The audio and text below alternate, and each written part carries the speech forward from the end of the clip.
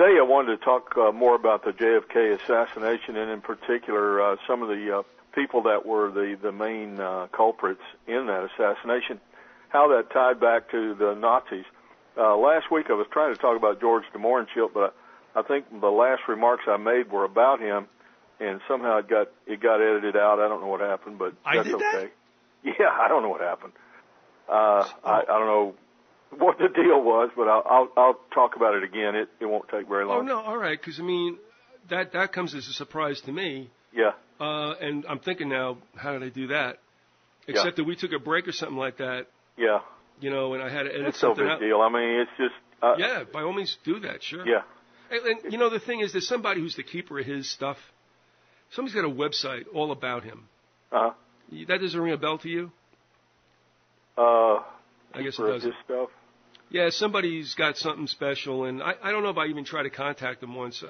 Something tells me I either did and he didn't respond, or maybe I never did, but I have never heard of that guy, de Mohrenschildt, until somehow, some way with this guy's site. Well, you know, the problem is a lot of the people that were involved in assassinations, a lot of the people that had CIA and Nazi connections that were revolving around, it's like a whole group of these people. I won't use the word milieu. Thank you. But a whole group of these people that, you know, they seem to pop up. And I think there's been a concerted effort to keep their names and their identities out of the public eye. Mm-hmm. And it's just the way it is. You won't hear it on, you know, mainstream media won't ever talk about any of these people involved. Well, yeah, another character like that, whom Adam Golightly has written much about, Kerry Thornley. Mm-hmm. And he didn't agree with Joan Mellon's idea of what Thornley was. She thought, and I mean, she doesn't come up with this out of her own head. I mean, she saw something to the effect that they thought Thornley was quite possibly one of the guys on the bench, if you would want to call it, who would step in for Oswald if something went wrong with Oswald. And that's something that's got to be understood, too. Yeah. If you're looking at killing a head of state and you're dealing with some assets, even though we know that Oswald didn't do it, if something went wrong with Oswald, they had to have somebody else ready to go. Well, you know, there were other people impersonating Oswald. There was more than, quote, one Oswald.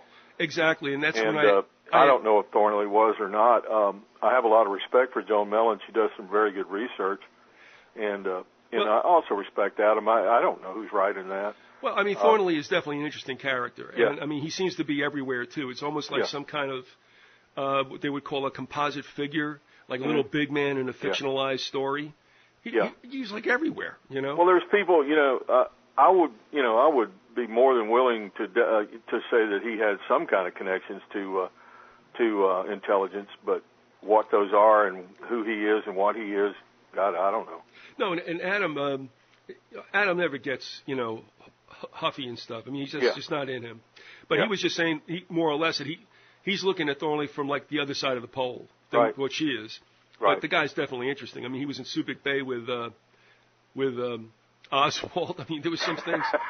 And that's one of the things I asked her, too, because there was so many Oswald. Oswald. You have to be connected to intelligence to get that job. I would think so. I mean, you just can't. I mean, it's just like Garrison said, what was Oswald, you know, a private or corporal in the Marine Corps doing learning Russian? He said, when I heard that he was learning Russian, he said, I knew right away he had to be connected to intelligence. Well, the fact of the matter is that all the signs point to Oswald being a member of the Office of Naval Intelligence, and that's just the way it is. But, you know, they don't want to talk about that. Anyway, let's go on to George de Mohrenschildt. One other thing. Okay. Aren't I a pain in the ass? Actually, it's your show. Yeah. Yeah, you go. No, there is no such word as aren't. No, you aren't. That's true. I am not. I should say, am I not a pain in the ass? It sounds so much better that way. No, real quick, but do you remember? Well, it's good English. Good English. G-U-D. You're an English major, right? Yeah, but that doesn't show, does it? Yeah, not that much. I mean, you're from New Jersey, so. It was Nixon. Do you remember? The mainstream press caught Nixon lying about the fact that he wasn't in Dallas at the assassination. Oh, he was. I am no crook, Well, and George Bush, Sr. Another one. He said he didn't remember where he was. I mean, that was... I mean, is there anybody in the Western world, you know, who was who was alive at that time who doesn't know where they were? I mean, it was the biggest news story of probably of the 20th century in some respects. And Hoover was another. Yeah. But what I'm laughing at is, can you imagine? Yeah, it's like these guys, I don't know, I don't recall. I know yeah, nothing. Right. I know nothing. But can you imagine all the John Smiths that must have signed into hotels during that week? Geez, we got a lot of John Smiths here. I can't figure out what it is. Yeah, you know, it would stand to reason if you had some stake in that assassination that you would want to be there, you know, at least clandestinely to watch everything going down. If there were any questions that needed to be asked by the people you were running, you know, you want to be there to be able to answer those questions. I wasn't in Dallas, Texas. To put the guys where they needed to be. It's like Lansdale, General Lansdale was Fletcher Prouty had a photograph. He said, you know, it looked like Lansdale to him, so he sent the photograph around to a whole bunch of people that he knew that had worked at the Pentagon and knew Lansdale. And he didn't tell them who it was. He just said, who does this look like? Who does this picture look like to you? You know, and the people would invariably write back and say, well, it looks like, you know, General Lansdale. Yeah, but his name is John Smith. Yeah. He had on a hat. There you go. All right. Oh, man. I'm sorry about that. Let the hounds be released. Okay. George de Mohrenschildt, Oswald's genial host in Dallas, was tagged by Hoover's FBI as a Nazi spy during World War II. This is from Mae Brussels' The Nazi Connection to the John F. Kennedy Assassination. Anyway, G-Men noted that his cousin, Baron Maydell, had Nazi ties and that his uncle distributed pro-Nazi films. Their suspicions were confirmed when they trailed de Mohrenschildt from New York to Corpus Christi on October 8, 1942. A lookout was placed in his file in case he applied for another passport. The parts left out of Hoover's investigation before and after Kennedy was killed were the Nazi associations that de Mohrenschildt had while working for U.S. intelligence. George's cousin, the movie producer Baron Constantine Maydell, was one of the top German Abwehr agents in North America. Reinhard Gehlen recruited Maydell in the post-war era to be in charge of the CIA's Russian emigre programs. Gehlen recruited veterans of Maydell's Abwehr group to work with East European emigre organizations inside the United States. Part of Lee and Marina's red carpet treatment in the U.S. started with their arrival from the USSR. Spaz T. Rankin was the ex-secretary general of a group such as Maydell's, the AFABN, the American Friends of the Anti-Bolshevik Bloc of Nations. With CI funding, it assisted Lee and Marina to get settled. J. Edgar Hoover was trained only to see if there were communists around, the Red Menace. The Abwehr, Reinhard Gehlen, and Maydell were all overlooked by the FBI. And did you cite that, by the way, where that's from? Yeah, that's from Mae Brussels and the Nazi Brussels, connection to the JFK assassination. Yes, I remember. Okay. A little more about de Mohrenschildt. De Mohrenschildt was a man of many faces. He befriended Lee and Marina Oswald, introducing them to the white Russian community. He made phone calls to obtain Lee jobs and housing. As he told it to the Warren Commission, he was fascinated with the strange couple just out of Russia. But at the Petroleum Club in Dallas, de Mohrenschildt sang the praises of Heinrich Himmler. His travels took him all over the world on missions identified with intelligence. In 1956, he was employed by Panapec Oil Company, owned by the family of William F. Buckley. De Mohrenschildt also discussed Oswald with J. Walton Moore, the CIA's Domestic Contacts Division resident in Dallas. In the spring of 1963, just after visiting the Oswald, he went to Washington. There's a record of a phone call de Mohrenschildt made on May 7, 1963, to the Army Chief of Staff for Intelligence. The same month, he had a meeting in person with a member of the staff. His military connections seemed to have been wide. One of the first persons de Mohrenschildt took to Oswald to see in Dallas was retired Admiral Chester Burton. Although de Mohrenschildt and his wife Jean testified at length before the Warren Commission, only attorney Albert Jenner and Pentagon historian Albert Goldberg attended. One of Jenner's clients was General Dynamics, maker of the F-111 fighter that would achieve fame in Vietnam. The chief of security for General Dynamics in Dallas, Max Clark, was another de Mohrenschildt associate, donating money to help Marina while George got Lee his next job in Dallas. He found one at the graphics house of Jagger, Stiles, and Stovall, which held classified military contracts. I can tell you for a fact that if you are going to work for a company like that has military contracts, there ain't no way, if they think you're a communist, that you're getting the job. There is no way. Anyway, Jean de Mohrenschildt was originally brought to the U.S. by a family member employed by the Howard Hughes Corporation. In 1977, George was found fatally shot, allegedly a suicide, on the day a House Select Committee investigator came by looking for him. Jean consented to a press interview. She said George had been a Nazi spy in World War II. The placement de Mohrenschildt got for Oswald allowed him to visit the Saul Bloom agency at least 40 times. It was this agency that later decided the motorcade route for Kennedy's fatal visit. Ruth Payne, whom Oswald met via George, had called Roy Truly and procured work for Oswald at the Texas School Book Depository. If Maydale and the Galen agents were active in the U.S., they knew all the right moves to secure their patsy. I think that's exactly what our friend Oswald was. And this goes on to say, in 1963, a few connections in Dallas: General Walter Dornberger, Michael, and Ruth Payne. When George de Mohrenschildt was busy introducing Lee and Marina to the Dallas-Fort Worth White Russian displaced czarist, he managed to keep the social level equal with his American contacts. One casual dinner in the company of Michael and Ruth Payne, and that was enough meeting to set the Oswald's course. George and Jean didn't have to meet with him again. Ruth Payne would provide housing for Marina while Lee went to New Orleans. A few weeks later, she wrote Marina to join Lee. After summer vacation at Woods Hole, Massachusetts, Ruth returned and brought Marina to her home in Irving, Texas, while Lee was on the bus to Mexico with Albert Osborne, John Bowen, and 4 other solidarists from the Russian network. After Kennedy was murdered, the Dallas police rushed to the Paynes' home. From that garage and elsewhere, via the Paynes, came most of the incriminating evidence against Oswald. I would imagine so. They probably had a lot of time to put the evidence together to frame his butt.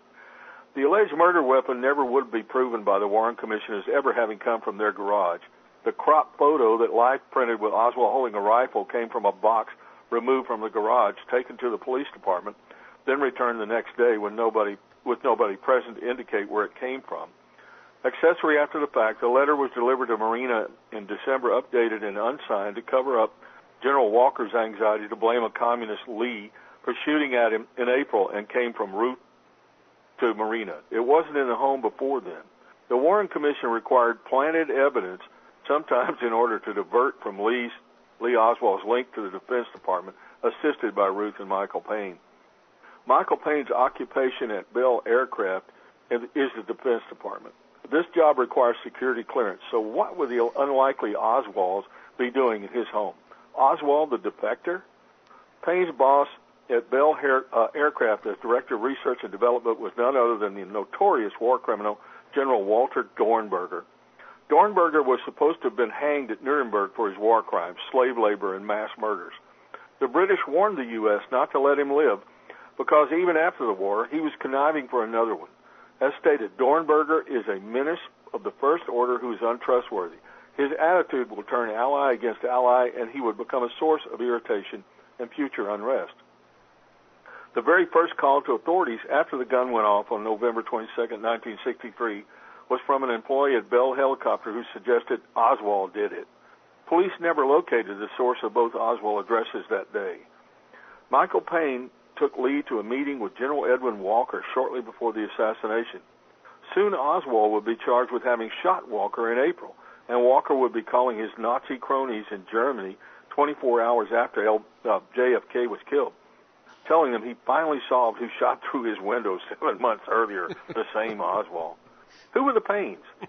To believe the Warren Commission and the CIA staff of lawyers, they were Mr. and Mrs. Good Neighbor, all heart, altruistic. Ruth simply wanted to learn more Russian from a native. For that price, she housed Marina, a two-year-old daughter, a new infant with all the fuss and mess, and of 3 extras in a tiny house. Michael Payne was a descendant of the Cabots on both sides. His cousin, Thomas Dudley Cabot, former president of the United Fruit, had offered their Gibraltar steamship as a cover for the CIA during the Bay of Pigs. Another cousin was Alex Cochran, Forbes. a director of United Fruit, and trustee of Cabot, and Fords. Both Allen Dulles and John J. McCloy were part of the United Fruit team. The Payne family had links with circles of the OSS and the CIA. Ruth Hyde Payne maintained close ties with the Forbes family. Peter Dale Scott investigated the Paynes and, quote, the patrician Payne and Forbes families, a far cry from anybody's neighbor. Michael's education came as a tradition. He was a third-generation physicist at Harvard before working for Bell Helicopter. The British were correct on the Dornberger evaluation. Another clue to Albert Speer, the Reichsminister for Munitions and War Production, and General Dornberger, is their meeting as early as 1943. When it was obvious to Hitler they would be losing the war against the USSR, all top Nazis made detailed plans for 2 years on how to proceed next. Speer met with Dornberger at Peenemünde, the missile and rocket factory run with Werner von Braun, and instructed him in the, quote, dispersion of functions throughout the Reich.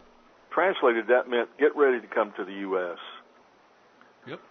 That's kind of a mouthful, but I think it was a pretty good summary of what was going on with those people.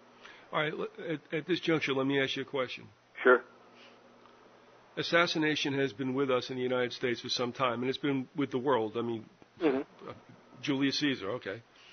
Mm-hmm. However, there's also there's the phrase often attached to the Kennedy assassination saying that was a blatant coup d'etat. I think so, yeah. All right. So then are we to expect that we could phrase it this way? All right, we've had assassinations, but this one, calling it a coup d'etat with the Nazis that made it over here, and were deliberately brought along by certain agencies in the United States, could you say that would have probably kicked off, I don't want to say the final epoch or era, but I'm thinking it might be. I think it did, Vic. Yeah, okay. I would say that, and that's just, an opinion. But I think there's a lot of evidence that points to that being like a pivotal event in the final, takeover of the New World Order, if you will, the Fourth Reich. Yeah, it's. I don't think necessarily because the people were crushed by Kennedy's death, although it did take a little emotion. I want to say a little. I'll tell you one thing it did. It made all the politicos take notice. You get in our way, and you're a dead man. And I think that's that kind of pressure. It's like you better go along with the program because Kennedy didn't. He did certain things that we didn't want done, and he's dead now as a result. Yeah, the bit about Camelot, it is more fondly remembered than it really was in reality. Yeah, I think so, too. I think people, and I think you, as yourself, as a younger, we were children. We were in junior high at the time. Mm-hmm. We heard from our folks, even if they weren't really Democrats or whatever. Yeah, my folks had been Democrats, but they were a little afraid of Kennedy, and they voted for Nixon. Really? The reason they were afraid of Kennedy, and they probably had good reason to be, was, I don't think he kowtowed to the Vatican. That may be another reason why he's dead. Well, he also ran his mouth that he wouldn't. Yeah. So. But my folks just didn't like the idea of a Roman Catholic being president of the United States, thinking that perhaps the Vatican would start giving him instruction on what to do, and that wasn't just with them. There was a ton of people that felt that way. Larry, it was palpable in New Jersey. Yeah. And I thought it was funny. But remember, I'm like 9 years old. Right. So, I really didn't understand the whole program. But then when you look back in time, you start to realize that, ever since like Lincoln's assassination, there were warnings in this country about, look, and I don't have to explain, not to explain it to you, but I don't have to defend it to you. Yeah. I've done it elsewhere. And, again, I get the bibliography with like 75 works. It's like, back then, the quote, red menace, whatever you want to. And one of the reasons why, there was a threat. It was a palpable threat. It was there. But it was blown way out of proportion by the CIA and by the propaganda machine, which is the American media. It was blown way out of proportion. If you look at the 20th century, think back to the turn of the 19th into the 20th. it gets kind of kicked off by the Spanish-American fiasco. Yeah. And then Teddy sends the naval fleet around the world, like, make my day, right? And then we don't know what to do. So we have to find a boogeyman, and that became the famous and amorphous anarchists. Oh yeah. It was all anarchists. Yeah. Okay. I mean, the anarchists were like almost as good as the quote terrorists of our day. Or so we were. Yeah, that's okay. Yeah. They were always throwing bombs. As far as yeah, and that's what I was telling you the other day about the anarchists that tried to drop a bomb on Rockefeller and his blimp. Do you remember that? Yeah, in fact, I was in Chronicling America earlier today, but I was looking actually at stuff that had to do with another assassination, and that was Lincoln and John Surratt getting his ass out of the United States through French Quebec, and then winding up in the papal zouaves. I mean, these guys, this wasn't the Vatican Guard, this was the army. And he winds up over there. So I'm just reading the newspapers because, I mean, it's hilarious. With this, and I looked in Wikipedia, and Wikipedia is part of the problem. I hope you understand that, right? Oh, yeah, They vanillicize everything. Well, they censor anything that they don't want in there, too. I know of on other shows I've heard people talking about they had sent in information to correct something that had been written in Wikipedia. And they had sources to show, what had been written there before was incorrect. And, one guy apparently did quite a bit of work on it, sent it in, and they put it in for a couple of days. Then they censored it, took it out again, and put the old information back in. There you go. I mean, I would never the only thing I use Wikipedia for is dates. Yeah. Well, I got censored by MSNBC's website. It had to do with you said something bad about the Democrats. Oh, no. Oh, when it comes down to this, I mean, they're equal opportunity censors. No, I wrote to them because people going on, they had they revisited 9/11 and why certain Saudis got out like 2 or 3 weeks later. Oh, yeah. And I wrote to them, I go, why don't you check out the Saudis that left on 9/13 right, in violation exactly. of the moratorium. And they left from Florida, right? Right. It's thought that it came out of Miami. I remember all that information. That was public information. Well, Gene Heller. And even, what's his name, the fat guy I can't think of his name, he did Fahrenheit 9/11. He even brought that up in there. And had Michael? Michael Moore. I couldn't think of it. The fat guy with a ball cap. Anyway. Good. All right, send your emails to Larry at... You only alienated everybody. Yeah, I'm sorry. I just was describing him physically because I couldn't remember his name right offhand. Although that was accurate.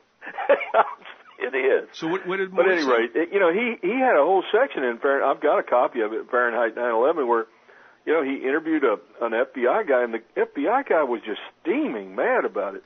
He said they wouldn't even let us interview these people. He said we weren't, bringing charges against it. We were interviewing people. We were trying to get information. He said, 9/11 had just happened, and yet they're going to take all these people out of there who are relatives of Osama bin Laden, people who might know something, and they just take them out of there wholesale. Well, I don't know how many people left, but it was a ton. I left a comment with MSNBC, and I said, listen, what you should be wondering about more is not this. I don't mean more like in Michael Moore, but I mean what you should be wondering about is why in the world Saudis were allowed to leave in violation of the moratorium. And I got the story off St. Petersburg Times because Jean Heller had wrote that story. And in that story, she got the TIA, Tampa International, and the law enforcement to admit, plane set down. They think 2 flights came through. So I wrote to Snopes, who had debunked it as false, and I'm like, you guys aren't playing straight.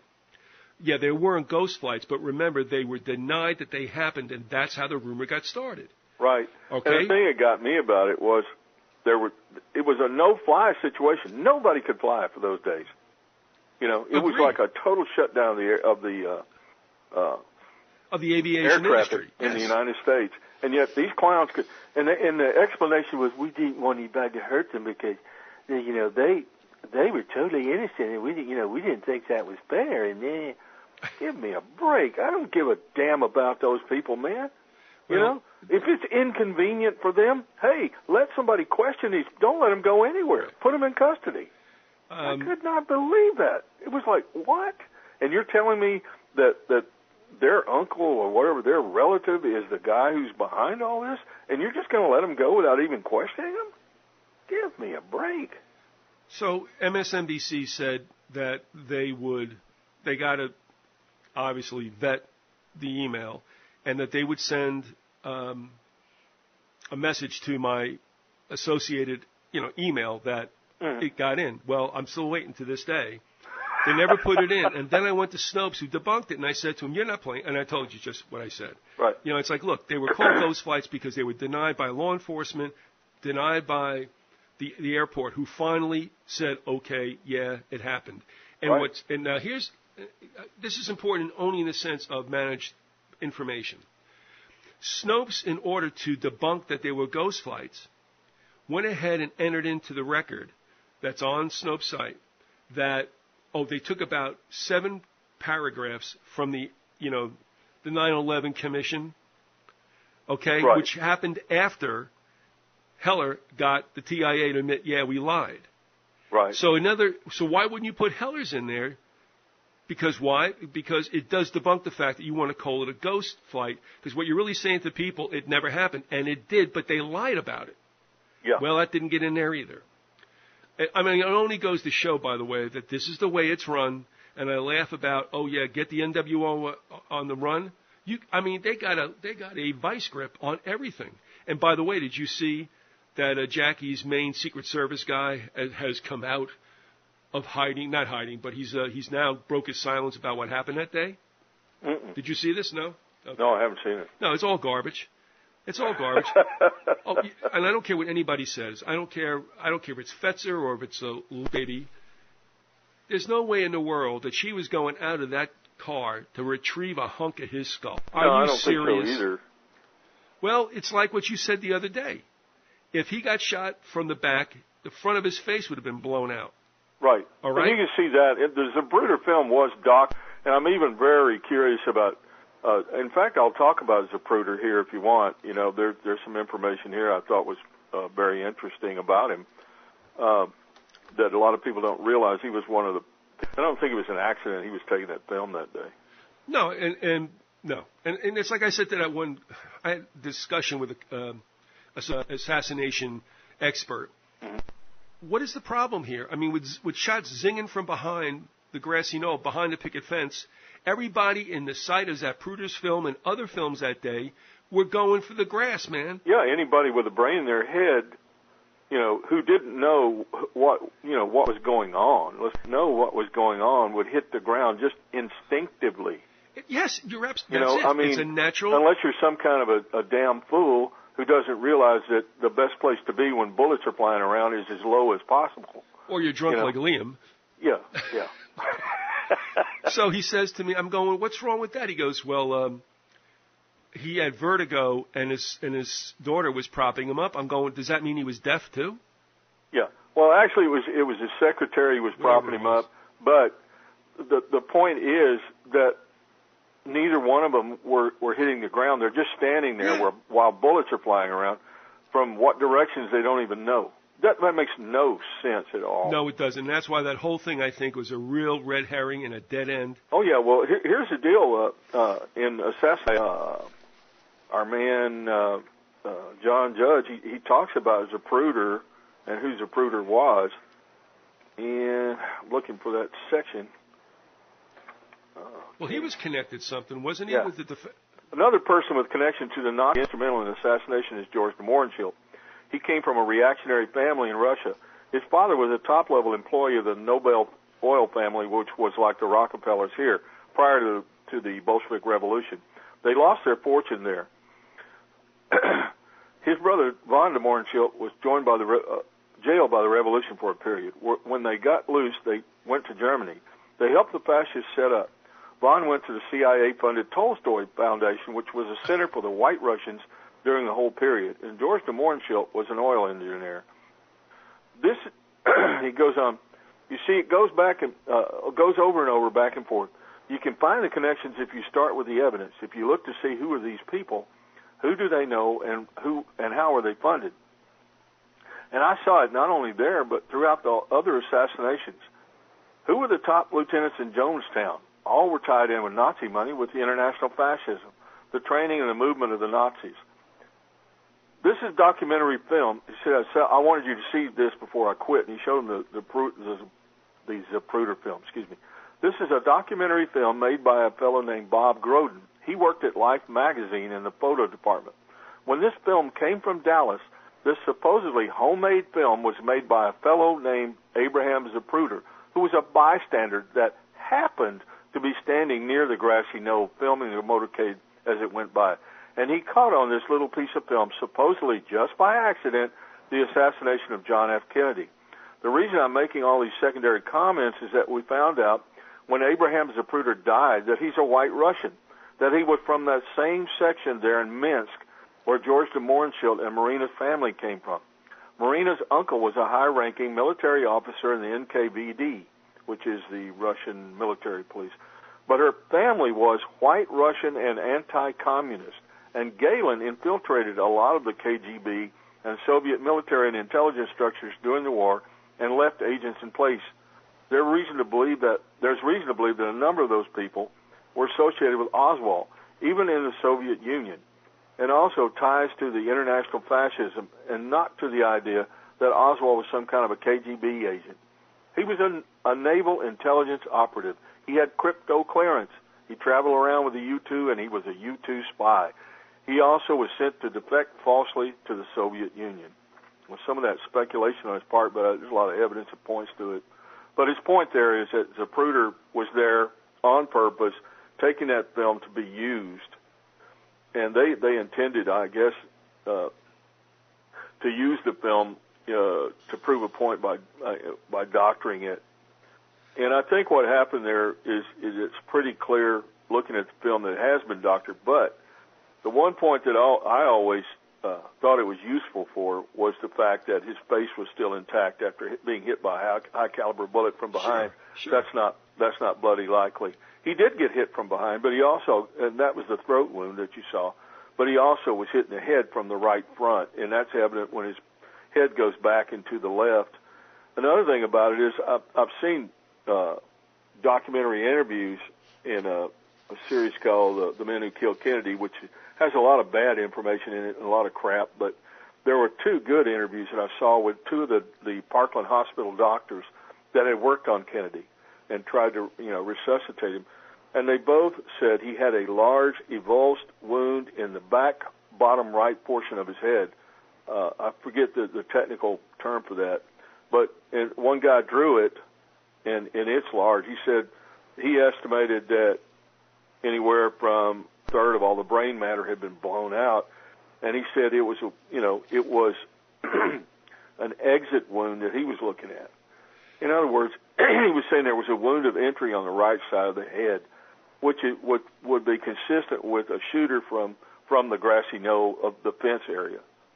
And there was a lot of witnesses, several of whom died later under mysterious circumstances, who kept saying they had seen somebody firing from the grassy knoll behind the fence, and it's just like on and on. One of them was a railroad man named Bowers, and he wound up being killed mysteriously in a car wreck that it just didn't make any sense at all. It was a one-car wreck. He just veered off the road and slammed into an abutment. There's all kinds of things like that, pointing to a total setup that the American people has been more or less they've been trying to force feed us for a long time with this crap. Is what I'm trying to say. First of all, not that we're going to split hairs about this, but to me, evidence of the kill shot from the front is Jackie trying to get the hell out of the car. I don't think she was trying to recover his skull cap. Now, look, I love my wife, but, if we got into an event like that, the last thing I would be thinking about doing is housekeeping. You know what I mean? Well, I can imagine the horror and the fear, and not knowing what the heck to do, but just run. That's kind of yes, that's just a natural human instinctive reaction. And that's why I'm saying that she was leaving from the direction from which the danger came, and that was straight ahead. Mm-hmm. that he puts her back, that he tells her to get back in is smart anyway, because you're just a target if you're on the back of the car. Right. So the skull cap thing, I'm not believing. That's what this guy came out and said. So in other words, he comes out of his silence and just confirms the standard report about the Kennedy assassination. It's like, okay, great. So what are we supposed to do? Say, okay. Well, I think one reason why we're having reports like that coming out recently is that we're coming up in 2013. We're coming up on the 50th anniversary, and you're going to have a ton of stuff about the Kennedy assassination. And they're all going to be debunking anybody who says it's a conspiracy. Because it wasn't a conspiracy, it's going to be Lee Harvey Oswald, the lone nut, And, I mean, there's just there's an awful lot of stuff that points away from that.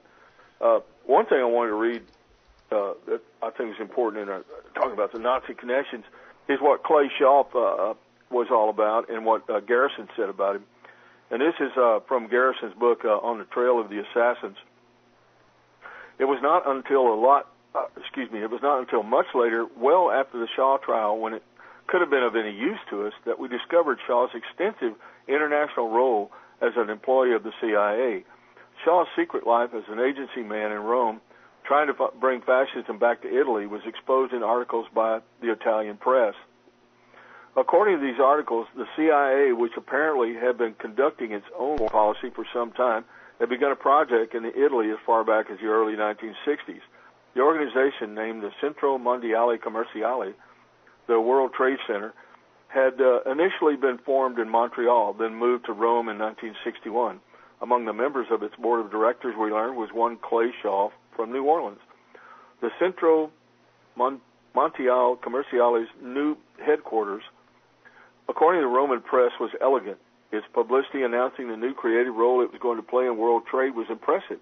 The Centro opened an additional office in Switzerland, also an impressive move. However, in 1967, the Italian press took a close look at the board of directors of Centro Mondiale Commerciale and found it consisted of a very curious collection of individuals. The board contained at least one genuine prince, Gutierrez de Spadaforo, a member of the House of Savoy, whence came Umberto, the last of Italy's kings. Spadaforo, a man of considerable wealth with extensive holding in armaments and petroleum, had once been the Undersecretary of Agriculture for Il Duce Benito Mussolini. Through his daughter-in-law, Spadaforo was related to the famous Nazi Minister of Finance, Hjalmar Schacht, who had been tried for war crimes in Nuremberg. Another director of the Centro was Carlo D'Amelio, the lawyer for other members of the former Italian royal family. Another was Ferenc Nagy, the exiled former premier of Hungary and the former head of the leading anti-communist political party. Nagy was also described by the Italian papers as the president of Permandex, ostensibly a foundation for a permanent exposition and an offshoot of the Centro Mondiale Commerciale. Nagy, the Italian newspaper said, had been a heavy contributor to fascist movements in Europe. Yet another man was a man named Giuseppe Zygotti, the president of something with the congenial title of Fascist National Association of Militia Arms. One of the major stockholders of the Centro was a Major L.M. Bloomfield, a Montreal resident, originally of American nationality and a former agent with the OSS, out of which the United States had formed the CIA. This then was the general makeup of the Centro Mondiale Commerciale, on whose board of directors Clay Shaw served. Judging from the background of its members and the fairly heavy activities in which they were engaged, the organization could not be confused with the Shriners or the 4-H Club.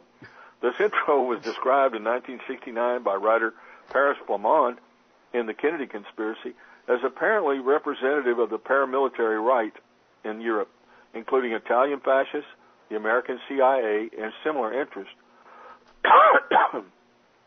He described it as a shell of superficiality composed of channels through which money flowed back and forth, with no one knowing the sources of the destination of these liquid assets.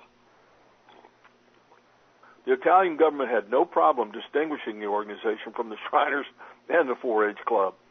Before 1962 was out, it expelled the Centro Mondiale Commerciale with its half-brother Permandex from Italy for subversive intelligence activity.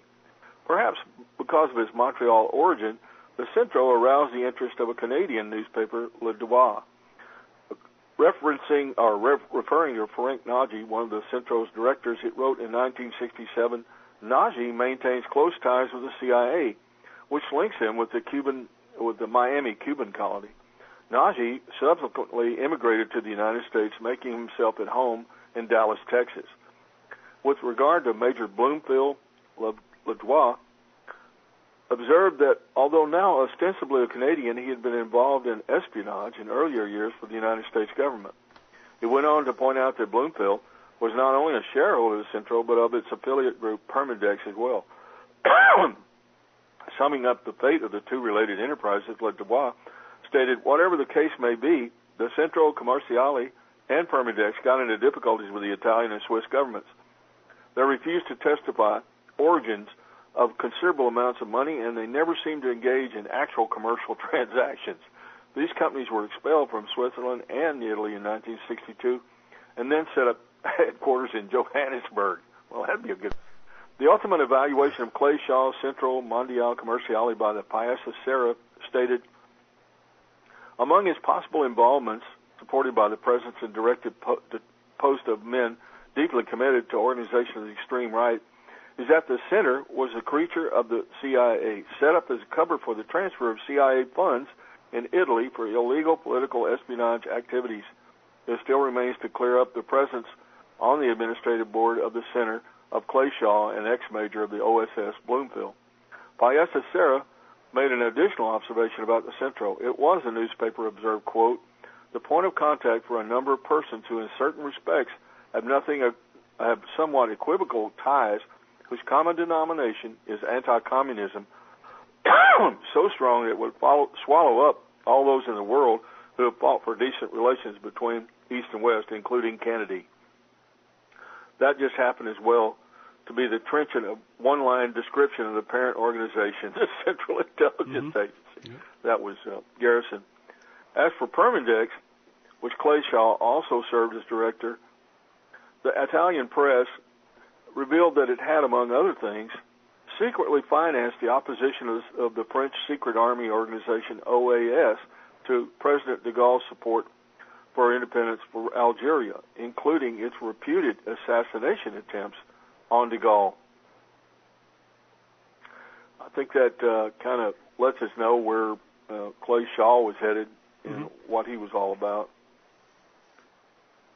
Here's another from Assassination as Tool of Fascism by Judge, another thing about Shaw.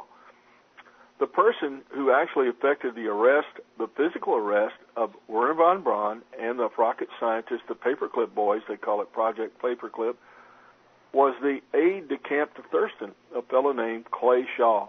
Years later, Jim Garrison attempted to indict Clay Shaw for his involvement in the assassination of John F. Kennedy.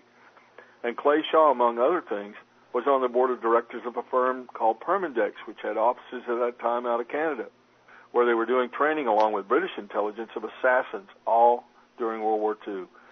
It was work that involved, among other people, Ian Fleming. And in fact, Ian Fleming's character, James Bond, is a real person that lives in Philadelphia and is very close to the Cummins Catherwood family.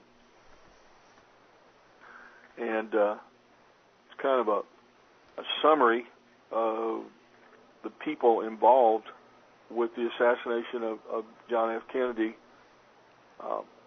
I'd like to, at this point, go on to talk about the RFK assassination, if you like, Biz, unless you have some questions or some comments. No, what I want to say is that assassinations really didn't end with that. No. As you said, I mean, RFK gets popped, MLK gets popped, Wallace doesn't get killed, but he was attempted on him, and of course Ford had two attempts, which was really almost comical, and then you get Reagan, so it didn't really end, but that's why I had asked of you earlier, apart from all these other ones that took place, and for the ones that happened before, this kind of ushered in a new period where a kind of, shall we say, malignant spirit, look, our government has sold itself out progressively through the 20th century. It's now to the point I would believe that after the mid-50s or so, you could hardly find an honest person. But with this assassination in '63, I think that was a death knell for anything that could ever, any possible movement that could approximate good government. It was like, forget about it. It's over, done. And now this is a new day. Yeah, I think that once our good friend Alan Dulles had flooded the CIA with people like Galen and his network, and once Dulles had done his damage by, and not just Dulles, there was quite a few other people involved with him, but once those Nazis got involved with our government, and once they started flooding in through the treasonous activities of people like Alan Dulles, this country changed. I mean, we already had major problems, don't get me wrong. We already had a ruling oligarchy, but things became definitely worse, and the New World Order, especially with the assassination of Kennedy 15 years after, or 18 years after the end of World War II, it was a pivotal event that ratcheted things up. And from that point on, just as they had done in the Weimar Republic to get rid of their opposition, they effectively had taken over the political process almost totally in the United States through assassination. It doesn't matter who you are, what your political viewpoint is, how charismatic you are. If you get in their way, you're going to find a bullet upside the head, and that's just the way it's working. Well, every so often in Godfather, you got a couple of little pearls. And there were two that I remember. One, when I think Michael comes back from Italy, and he wants to marry Kay and all this other stuff.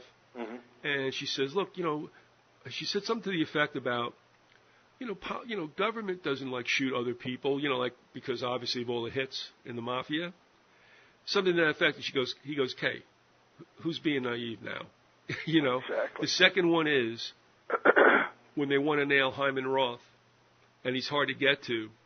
And, Al Pacino's character, Michael, says once again, he goes, if there's one thing history has taught us, is that you can kill anybody you want. Mm-hmm. There you go. Yeah. So, and the extreme right, the New World Order, if you will, the legacy of the Nazis is that anybody can be killed, like you say, and they don't believe in the ballot box. It's the bullet. They're going to have their way. And if you get in their way, they kill you. And then what's so incredibly strange, or from their standpoint so useful, is the American public is so damn stupid that they will buy into this silly, stupid theory of the single assassin, the lone nut assassin. Whereas in Nazi Germany, what they did, or not Nazi Germany, the Weimar Republic, what they did is they just got the judges and the police. If the police actually did their job and captured the guy, they would give him a light sentence, and most of the time they would let the assassin off. But here it's even better, because what they do is they set up a patsy, and they did it in all these assassinations. All four of the major assassinations had patsies. Sirhan couldn't possibly have killed Robert Kennedy, and I'll go into that. He did shoot at him, but it's likely that he was a programmed assassin, and he was set up to be the patsy, and the real bullet that killed Robert Kennedy came from behind, and that's a fact. I mean, Thomas Noguchi went into that. It was the coroner. But the thing is, and the same with Bremer. I mean, Wallace. There were more shots fired. Bremer's weapon only held 5 shots, and there were 10 shots. But I mean, this just all gets glossed over. Martin Luther King. The guy that supposedly shot him, James Earl Ray, a 3-time loser, Ray kept insisting that he'd been set up, and it was talking about this organization that had set him up, but people didn't want to listen to that. They focus in on this thing with the lone nut. It's perfect. There's actually somebody else doing the shooting, or at least the shots that kill. And they can blame it on this one guy, and the American public, over and over again they use this, and the American public buys into it because the media tells them you know. And people are sitting there watching the boob tube sucking this crap up. And in the meantime, your country is just, you know, going farther and farther into a fascist police state. And it's, I don't know. I'm sorry, I'm just rambling here. No. It really gets me upset, you know, just thinking about how dumb it is. It should get you upset, man, because you know that began the beginning of the end.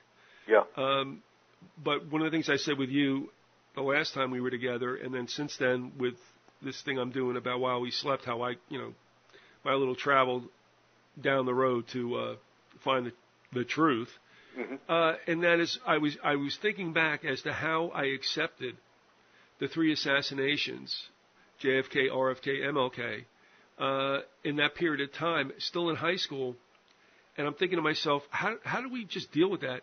And I realized, and I said it with you, is that if you could isolate it and just say there were 3 bad people who got successful, you don't get all worked up. Right. If you think there's a conspiracy behind it, now we got a problem.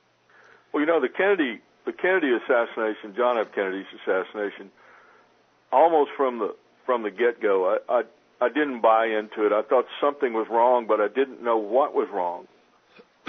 And it just didn't make sense. The thing that got me was when Ruby goes into the police station and, you know, jumps out of the crowd and shoots Oswald.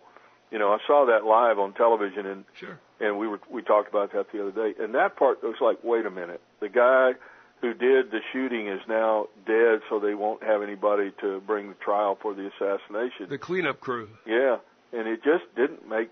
The thing that got me was my dad made a statement, you know, almost immediately, because he was just that kind of person. He, you know, something that didn't seem logical to him, he would, you know, point that out quickly, and he was like, how did that guy get in the police station with a gun? You know, he said that like a minute or so after we saw it happen, because it was going, you know, I saw the wheels going. He was like, wait a minute, you know, how's that happen?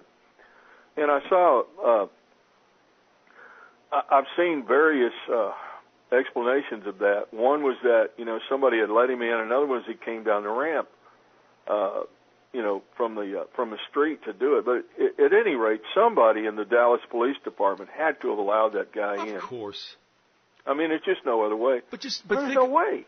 And everybody knew Ruby, and Ruby was a gangster, man. He was a small-time gangster, maybe even a big-time gangster. I'm not really sure. But he ran guns. He back in the 50s into Cuba. He ran girls. He ran drugs.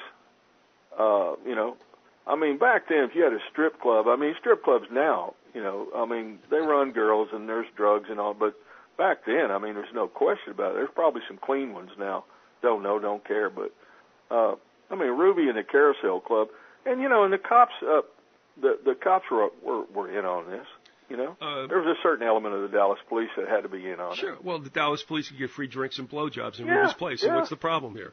Yeah. Secondly, what we're not understanding is that we had, within days, 2 public executions. Right. Now, you mean to tell me that it never dawned on anybody in the police department to give out false information and get Oswald out a back door some other time? Mm. Oh, yeah, we're going to bring him out. All right, let's just say, okay, we're going to bring him out at noon on Tuesday. You know what? He leaves at 5 a.m. out the back door. Right. You mean to tell me you traipsed him by everybody in that kind of environment? Right. Give me a break. And, like, I saw an interview with a guy, Jim Lavelle, who was one of the 2 cops that was holding Oswald up. And he goes, well, I was talking to Lee, and I said, you know, if anybody tries to kill you, you know what's going to happen, Lee. You'll be on the floor. Well, did you see him or the other guy try to make any attempt to put him on the floor? They held him up like a sheet on a clothesline. Right. They held him up. They both had his wrist handcuffed to their left or right wrist, depending on which side they were on, and they held him up. I mean, I was like, it was just. I mean, one thing after another. I mean, the illogic of all that, you know.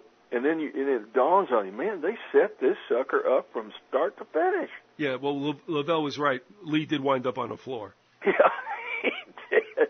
He sure did eventually. And you know something? I look at that shot, and of course it depends on what organs it nicks or hits or whatever. Yeah. But that didn't even look like a kill shot to me.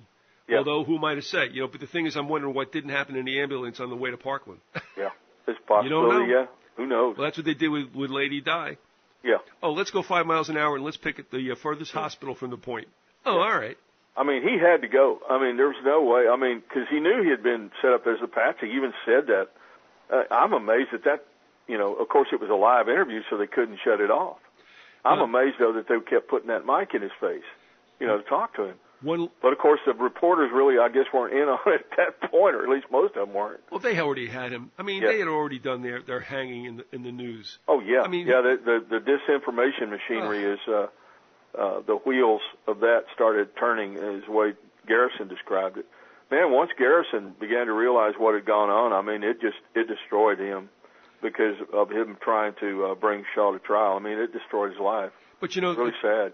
As Joan would point out, and she's very, I mean, she holds Garrison in esteem, and I think that should happen. Yeah, I have a lot of respect for him, too. But on the other hand, he had a fatal flaw. Yeah. And they played to that, and, perhaps his vanity or hubris got in the way. Yeah. One last thing, and we'll hit RFK.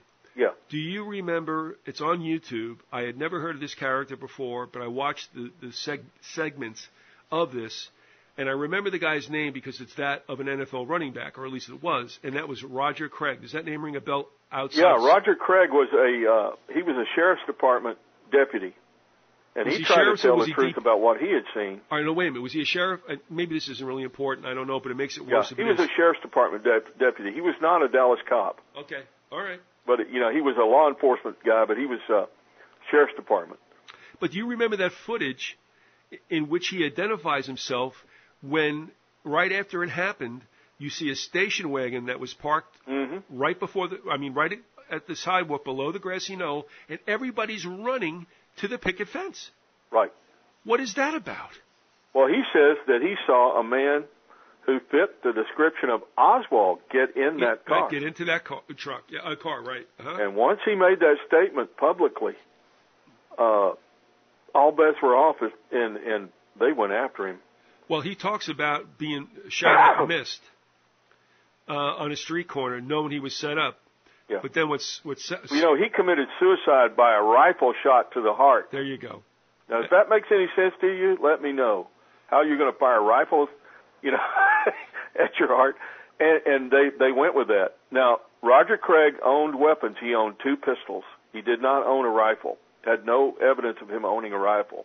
Of course, he had been a police officer or law enforcement officer, so he, obviously knew how to handle a pistol, but and had a couple. But if that makes any sense, and also there was another incident where he was, he eventually got him fired.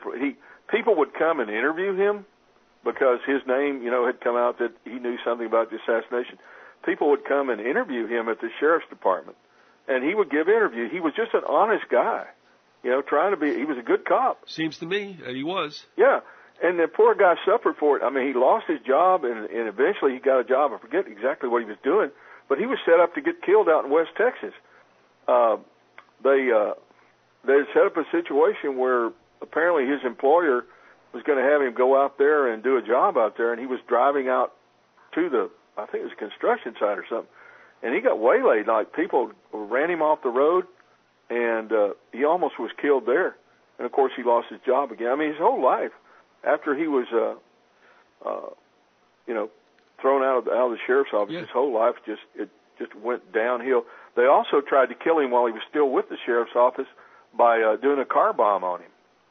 He turns the ignition on and the car explodes. It's like that scene from one of those gangster movies. When I watched that YouTube thing, I thought it was compelling. Did you watch it? I've seen him on YouTube. There's several really good documentaries on YouTube, which a lot of times YouTube's a lot of crap, but there's some good documentaries there on the Kennedy assassination, along with a lot of bull too. But I have seen him on those. Because he was in an interview, in the old 60s style, all dark behind, him, just a light on himself. And speaking of that, that's what Mike Wallace did all the time, if you remember, and he passed away last night. Yeah.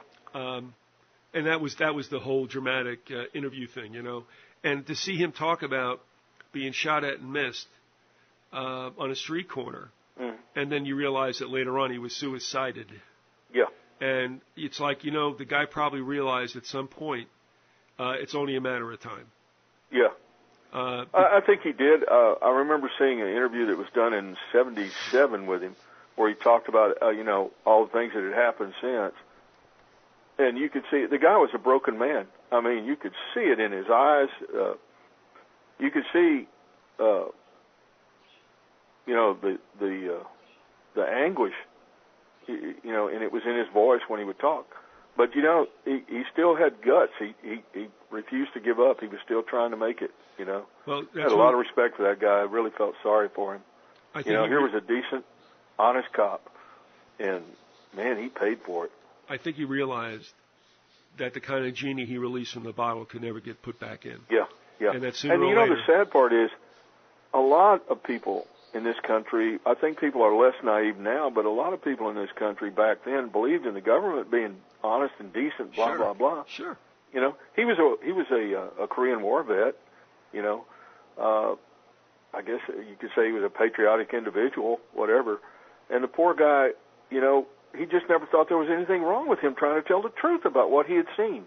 He was also one of the people who identified the rifle they found as being a German Mauser 7.65. Right. Right. Or 7.62, excuse me, which is a common NATO round. And he said that he and this other guy, Weitzman, who was also a sheriff's office employee, that they had identified the rifle because the Dallas cops held it up. Can somebody tell us what this is? You know, and Weitzman was like an expert in weaponry. He had owned a sporting goods store, and had, you know, dealt with a lot of weapons over the years. He said, well, it looks like a Mauser. And when they went over and looked at it carefully, they saw stamped on the barrel, which is, you know, standard, 7.62 Mauser, which is a German rifle to start with. You know, and it's funny how the rifle changed, you know. Yeah. Instead of being German, it was Italian. Instead of being 7.62, it was, I think, 6.25 or 6.5 a Mannlicher Carcano, you know. If I had so it's just interesting how all that happened. If I had a trust between two rifles, I think I'd probably go with the Mauser. Yeah, any day now. All day long, yeah. Start with the Mannlicher Carcano is a carbine, and if you know about carbines, they're really a cross between a pistol and a rifle. They're not that accurate at long range, you know. So you really wouldn't want to use one in a sniper situation. Well, a Mauser is an excellent German rifle with extreme accuracy, you know, and would be a much more preferable, you know, as a rifle to be used in an assassination at a long-range sniper type situation. Were they both bolt action? I think so, yeah. That always strikes me as strange, too, unless that's the best thing they had that day. Bolt action takes time. Yeah. Well, you know, bolt action is more accurate than a semi-automatic, right, but right. Okay. For them to tell me that he fired as many shots as he did accurately, you know, in that length of time, I don't think so. Oh, yeah, sure, bolt action through the trees. You know, because for one thing, you know yourself, you've used a bolt action, that when you fire it, of course, you have to bring the bolt back and eject the shell, you know, and then you have to reacquire the target. That's right, you have to recite, exactly. You know, I mean, you're telling me, and not only that, but Lee Harvey Oswald supposedly was shooting at a very weird angle as the car was going downhill, you know, and going away from a moving target at a strange angle going down. You know, it just doesn't make any sense. Like we talked about before, he could have gotten everybody in the car as they were coming straight at him, but no, he waits until they made the curve. You know, they've turned to. It's just so stupid. No, you know, I mean, the whole thing just doesn't make any sense. And for the wounds were done with just two rounds, because they knew that they found that one round that had missed, so they only had 2 rounds to account for all the wounds, and they come up with the magic bullet theory, which was one of the most ridiculous things in the history of the world. But, you know, people bought it. And Arlen Specter, you know, was a senator for years. He made his career, yep. Yeah. He did his thing. You know, he made his bones. Oh man! All right, now we're going to go on to RFK. I wanted to talk about the RFK assassination and some of the real strange anomalies in that, and get an idea of try to portray that as being essentially the lone gunman theory, which was totally incorrect as to what really happened. Let's look at some of the facts of the Robert Kennedy assassination. I think after you look at some of the actual facts, it just doesn't make sense. Here's a fact that this is from an article by Lisa Peace, who's a good writer. She does a lot of work on the assassinations of, I don't know, it's a particular interest to her. This is from a Salon magazine article that she wrote back several years ago, and it's called The Other Kennedy Conspiracy. Here's a fact. The medical evidence shows that Kennedy was shot 4 times from behind from a distance of 1 to 6 inches. The fatal shot entered Kennedy from 1 inch behind Kennedy's right ear. Here's a fact. All witnesses placed Sirhan in front of Kennedy. Not one witness put Sirhan's gun muzzle closer than a foot to Kennedy, and most witnesses placed the muzzle about 3 feet away. Based on those 2 facts alone, Los Angeles coroner Thomas Noguchi wrote in his memoir, "Thus I have never said that Sirhan killed Robert Kennedy." Here's a fact. 7 bullets were recovered from 6 pantry victims. Another bullet was lost in the ceiling space. Sirhan's gun could only hold 8 bullets, but an FBI agent photographed 4 additional bullet holes in the pantry. This so worried Los Angeles County officials that 9 years later, they asked the FBI essentially for a retraction, noting that if those were in fact bullet holes, as the Bureau had stated, we should certainly find out who else was firing. In recent years, an audio tape recorded by Stanislaus Brzezinski, a Polish reporter covering the '68 campaign for Canadian newspapers, resurfaced that supported the FBI's founding. Sound engineers Philip Van Praag used sophisticated equipment to analyze the tape and found at least 12 shots on the tape. He also found that 2 pairs of shots came too close together to have been fired from a single gun. The evidence clearly points to at least 2 shooters that night in the Ambassador pantry. In addition to the physical evidence, multiple witnesses spotted other men with drawn guns in the pantry. Fact. Richard Lubick, a television producer, was standing behind Kennedy during the shooting. Lubick saw an arm to his right with a gun, but could not see who was holding the gun. After Kennedy fell, Lubick knelt to help Kennedy and saw security guard Thane Eugene Caesar with his gun drawn and pointing toward the floor. The Los Angeles Police Department later put enormous pressure on Lubick to change his story. Lubick was visited at home by LAPD investigators who told him, "Don't bring this up. Don't be talking about this." Fact.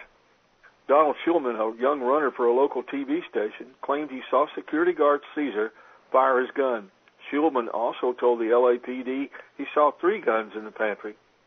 Some authors have mistakenly suggested Shulman wasn't in the pantry, but LAPD records confirm that he was. Fact. Sandy Serrano, a Kennedy campaign volunteer, told NBC News reporter Sandra Van Oker on live TV about seeing a young woman in a polka dot dress and a male companion who had passed her on a fire escape.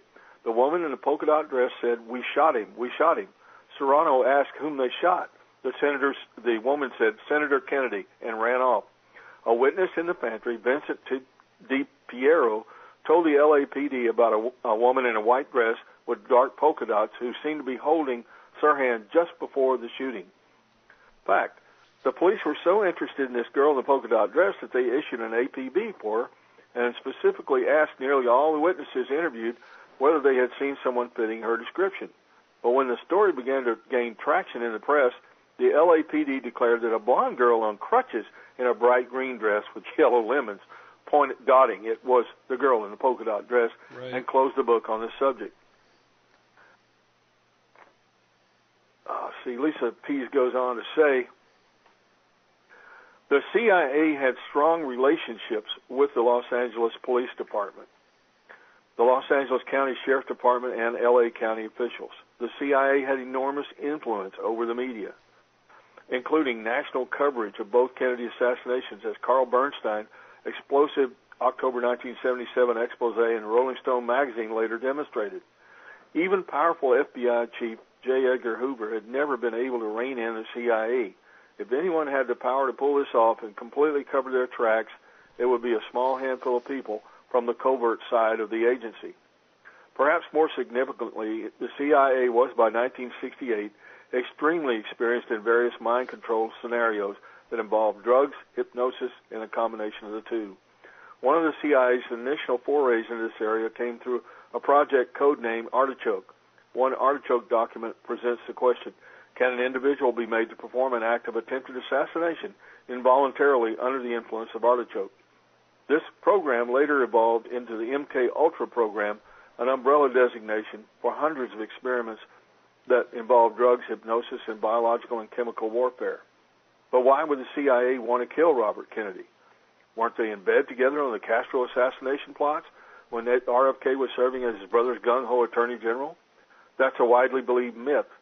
The 1967 CIA Inspector General report on the anti-Castro plots explicitly asked, can the CIA state or imply that it was merely an instrument of policy? And answers, not in this case, explaining that while RFK was informed of plots against Castro from the past, he was not informed on the plots that were continuing. During his brother's administration, Robert was a constant thorn in the CIA's side. After the agency's disastrous Bay of Pigs operation in '61, President Kennedy asked his brother to closely monitor the CIA, which infuriated the operatives who had for years prided themselves on their independence from authority.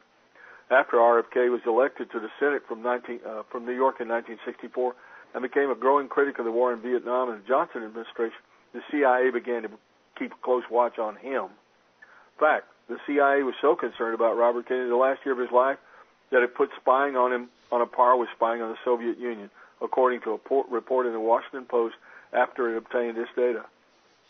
Perhaps the CIA was also anxious about RFK, as David Talbot, the founder and current CEO of Salon magazine, recounted in his 2007 book, Brothers. Robert Kennedy harbored suspicion about the CIA's possible complicity in his brother's death. One of Robert's first calls after JFK's assassination was to the CIA to ask if the agency had killed his brother. If members of the CIA were involved in the death of JFK, could they afford to let Robert ascend to the office where he'd have the power to do something about that? I think that was a pretty good article by Lisa. She's a pretty good writer, and I think she's asking the right questions there. Mm-hmm. And well, I got one for you. I got one for you. Okay. Question: would it? You know, I've mentioned this, and you'd have to draw this out on a blackboard. Yeah. But I would assume that whoever killed JFK killed RFK, and so what I'm looking for is some kind of intersecting sect that was responsible for both. Because if you kill Jack and you kill Robert, it's too damn obvious. So what I'm saying is, who would have wanted both out of the way? Now you can say the CIA, and that's fine because obviously JFK had his problems. That's my answer. What's that? The CIA. Oh, no. Well, I mean, they both were hated by the Dulles brothers. Well, especially Allen. They were hated by Hoover. I mean, and there you got... Well, there might be a reason for that in Allen Dulles' case, since Kennedy had fired him as head of the CIA, and then, of course, he winds up in the Warren Commission, which is if Johnson ever did anything that was sneaky and underhanded, it had to be appointing Allen Dulles to the Warren Commission, which shows me that I never believed that JFK had actual, knowledge of beforehand of the assassination, but I think he knew. I think he had some inkling about what was going on, and I think that he was rather happy that JFK was assassinated. Well, and I think that he was smart enough to realize that Allen Dulles would be one of the people who could, put everything away without, the CIA being fingered. Well, there's three things I just got to believe are at foot. One is the resistance, I guess, against perhaps all the secretive agencies I mean, with Hoover and the FBI, he didn't like him either. So you get the FBI and the CIA. Okay, so that's that. And I also think there were probably, and I think at the bottom of every assassination, there's also a very strong financial or economic component. Oh yeah.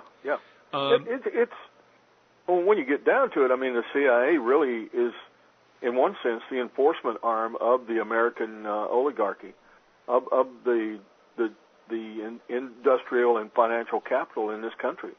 I mean, that's what they do around the world, is make the world safe for American business interest. Well, I tell you what, try this on for size, see if it fits. The most offended players in this whole thing, I think, are the secret agencies, the mob, and Rome. All right. You're exactly right. Yeah, because, I mean, what doesn't make sense to me, and I heard this excuse, and I'm not buying it. Somebody said, and I can't remember who it was, oh, no, I mean, he wasn't killed because he didn't get the casinos back because they were all happy with Las Vegas. And I'm saying bullshit. You know, I even have, in Puzo's book, it's the same thing. They wanted Cuba. They wanted something in the Caribbean. Where do you want to go in February? Las Vegas? Exactly. Or Cuba? You know? Oh, Cuba, much nicer. Of course. I mean, give me a break. Las Vegas is going to be rotten a lot of the times. You know what I mean? Yeah. So that wasn't the whole answer. It wasn't, they were happy. No, that was. My God, I mean, the mob had much more than just that reason to hate the Kennedy brothers. I mean, up until the time of the Kennedys, nobody in American government had really ever gone after the mob.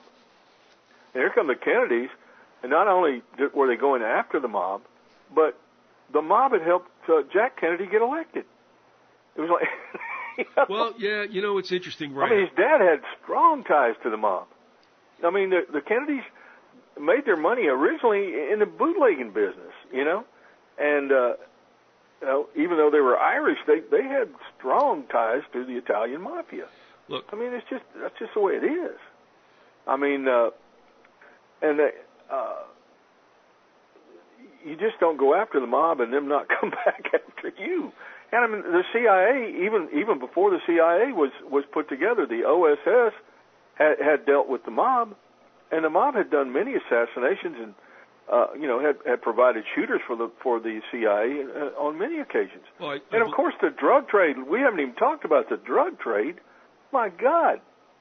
I mean, the CIA and the mob work together. In fact, some of the people in the CIA are also in the mob, and vice versa.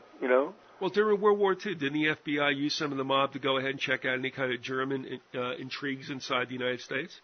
I think so. Yeah. And there also was a situation with Lucky Luciano at the end of World War II when they were coming into Italy. During the invasion of Italy, they were having a lot of problems getting material moved from the docks or moved out of the ships onto the docks because the dock workers were hassling them. They had many strikes going on. There was a strong socialist and communist influence in Italy, and as a result, the OSS went to the prison where Lucky Luciano was imprisoned and made a deal with him. Hey, if you'll get the mob, to crack some heads and get things moving in Italy, we'll let you out. We'll send you back to Italy. And that's what happened. I made him an offer. Yeah, I mean, Luciano made a couple of phone calls, and it wasn't long before the strikes were over, because people got their heads busted and people got killed. All right, now, with the debt that he owed the mafia, and I think you've heard me talk about this. We won't go into the whole 9 yards. You did see this. Tell me how much you think might really ring true in the movie Winter Kills. Do you remember that? Yeah, I don't remember it too well, Viz. I saw it a long, long time ago. No, it's John Huston playing the role of what could be construed as a Joseph P. Kennedy. Yeah. Who's telling his son, you got to pay back. Right. It's just business. Right. And that's when Jeff Bridges, who's supposed to be the half son of Huston's character, is like realizing that his half brother was whacked. And the dialogue that takes place between Huston and Bridges at the end, when the whole cathartic thing takes place, before Huston plunges to his death, hanging onto an American flag that was ripped asunder as he plunged to the street. That was beautiful. Yeah. There was a lot to go. I mean, he looked at Bridges and said, "Hey, it's business." Jack, I mean, I'm going to say Jack, okay? Jack knew it was business. Right. And you can almost, I mean, that's why I'm asking, because I don't see that as being. And when you talk about the mafia, this is something I need to bring up. When you talk about the mafia, if you don't think the Vatican has a lot of influence on the mafia, then you're just not well informed. I mean, that whole operation, it's one hand washes the other. Yeah, and so my point was, there was payback due because Daley and the mafia and the machine obviously threw the election to Kennedy. Oh yeah. In Chicago. And they stuffed the ballot boxes. All right. And Nixon knew enough, and of course, the powers that be, the people in the know, they realized what had happened, but Nixon didn't want to bring anything up because he had mob connections too. Now, and he realized that the Kennedys had trumped him. It's just the way it was, and he had to accept that. Well, two things. But he knew that the ballot boxes had been stuffed in Chicago, and that Illinois went to Kennedy instead of him, and as a result, Kennedy squeaked by. As in on the waterfront with Steiger and Brando, they told Nixon, "This wasn't your night. Yeah, you're going down for the price for Kennedy next time around." Not my night. I could have been somebody, Charlie. And that scene was shot in Hoboken, by the way. Yeah, that's a great movie. That's a slice of life. That was of course, a tough movie to watch, man. And then you got all this other crap that was involved with Kazan, who named names in the Red Scare, who obviously did a great job with that movie. That movie should never be remade, and damn it, it stays in black and white. Yeah, you got to do it that way. That was excellent. It was. What it reminded me of was it was done in the same style of those old gritty late 50s, early 60s. Yeah, film noir. Yep. Yeah, and the ones on television, especially like Naked City. Oh. Great series. I heard you talking about that with Eric the Blacksmith, and you guys were right. I mean, I remember watching that series as a kid, and I remember what an impact that had on me.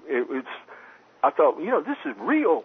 First time on television, I get to see a show that's real, and you began to realize just how tough life was in the adult world. No, what was great about that, and also the Defenders.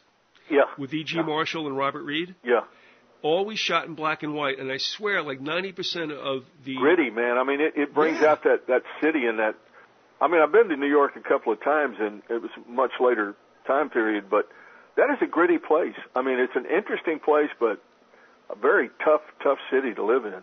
What I've noticed too is that they shot mostly in weather that wasn't that great, so you had that added into it. I mean, there was always a pile of snow somewhere. The trees were always barren. Yeah. I mean, it just worked. I mean, like we said, it's cinema or it's film noir. I mean, that is the way it is. And what that does is concentrate your attention on character development and dialogue, which both those shows were excellent in. Yeah. True. I mean, I watch those now. Are you watching them at all on whatever version of MeTV you have down by you? I don't think I've got the MeTV thing. I haven't seen it. I haven't seen Naked City. We tape it all the time. I mean, I look at that. I mean, great music, the whole thing. But I told you the joke. It's like, okay, there's 8 million stories in the Naked City. Why do you show reruns? Which is, but I'll tell you, that was good stuff. But anyway, I remember the one episode that really impacted me as a kid. Was very sad.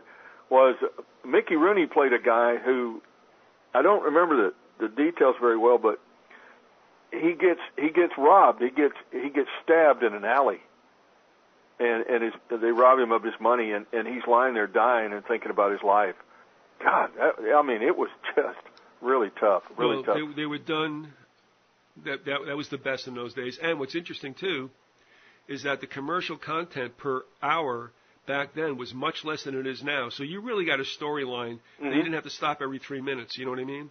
Mm-hmm. Anyway, good stuff. How the heck do we get on that? I don't know. We were talking about On the Waterfront and the Mafia. Oh, and by the way, that priest, Carl Malden, was fashioned after a Jesuit priest. Just want to tell you. Yeah, I believe that. And that comes out of Fordham, where I think the screenwriter was from. But anyway. I want to talk about, we were talking about the Vatican and their influence. And I thought I'd read this from the Nazi connection to John F. Kennedy assassination. It's kind of rambling, but it gets to that particular group. Alan Dulles dubbed it Operation Sunshine. He mounted it from his walk-up office in Bern, Switzerland, where since 1942 he'd maintained contact with key Nazis. Operation Sunrise was conceived when these Nazis decided, in the face of a defeat, that they preferred to surrender to the Americans and the British. The agreement, which double-crossed the Russians, was signed on April 29, 1945. The principal negotiator on the German side was SS Commander Karl Wolff, head of the Gestapo in Italy. Wolff acted with full authority, for he was formerly chief of Heinrich Himmler's personal staff. Wolff's relationship with Dulles spared him from the dock at Nuremberg, but when it was later discovered that he had dispatched at least 300,000 Jews to the Treblinka death camp, he was handed a token sentence. In 1983, Wolff made the social pages when he and some of his old SS buddies sojourned on the late Hermann Goering's yacht Karen II of Hamburg. The skipper was Gert Heidemann, an avowed Hamburg Nazi. The yacht belonged to the widow Emmy Goering, whose estate attorney was the celebrated Melvin Belli. Belli had always had an eccentric or eclectic clientele. He represented Jack Ruby after he shot Oswald, and he represented Errol Flynn's family interests. Flynn, once a friend of Ronald Reagan, had been identified as having collaborated with the Gestapo. When Wolff hammered out the secret surrender terms with Dulles, he had in the back of his mind a safe diaspora for his Nazi compatriots. This is where the OSS, William Donovan, and the sovereign state of the Vatican came in. Wild Bill Donovan was top dog in the OSS. Shortly before the Germans overran Europe, Father Felix Morleon, a papal functionary, had set up a Vatican intelligence organization called Pro Dio in Lisbon. When the U.S. entered the war, Donovan moved Morleon lock, stock, and barrel to New York and opened a sizable bank account for him to draw on. The priest founded the American Council for International Promotion of Democracy Under God on 60th Street. In the same building is the office of William Taub, whose name popped up during the Watergate affair.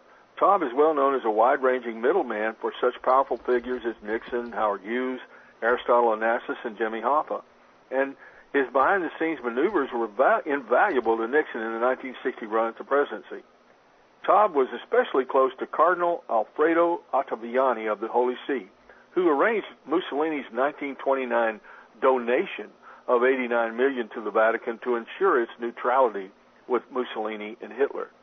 The money was put into a special fund in the Vatican Bank, and after the war, part of it was entrusted to God's banker, Michel Sindona, for investment. Sindona channeled a good chunk of it to the Nixon campaign. When Rome was liberated in 1944, Morleon and Pro Dio relocated there. In recognition of Donovan's good work on behalf of Pro Dio, Pope Pius XII knighted him with the Grand Cross of the Order of St. Sylvester.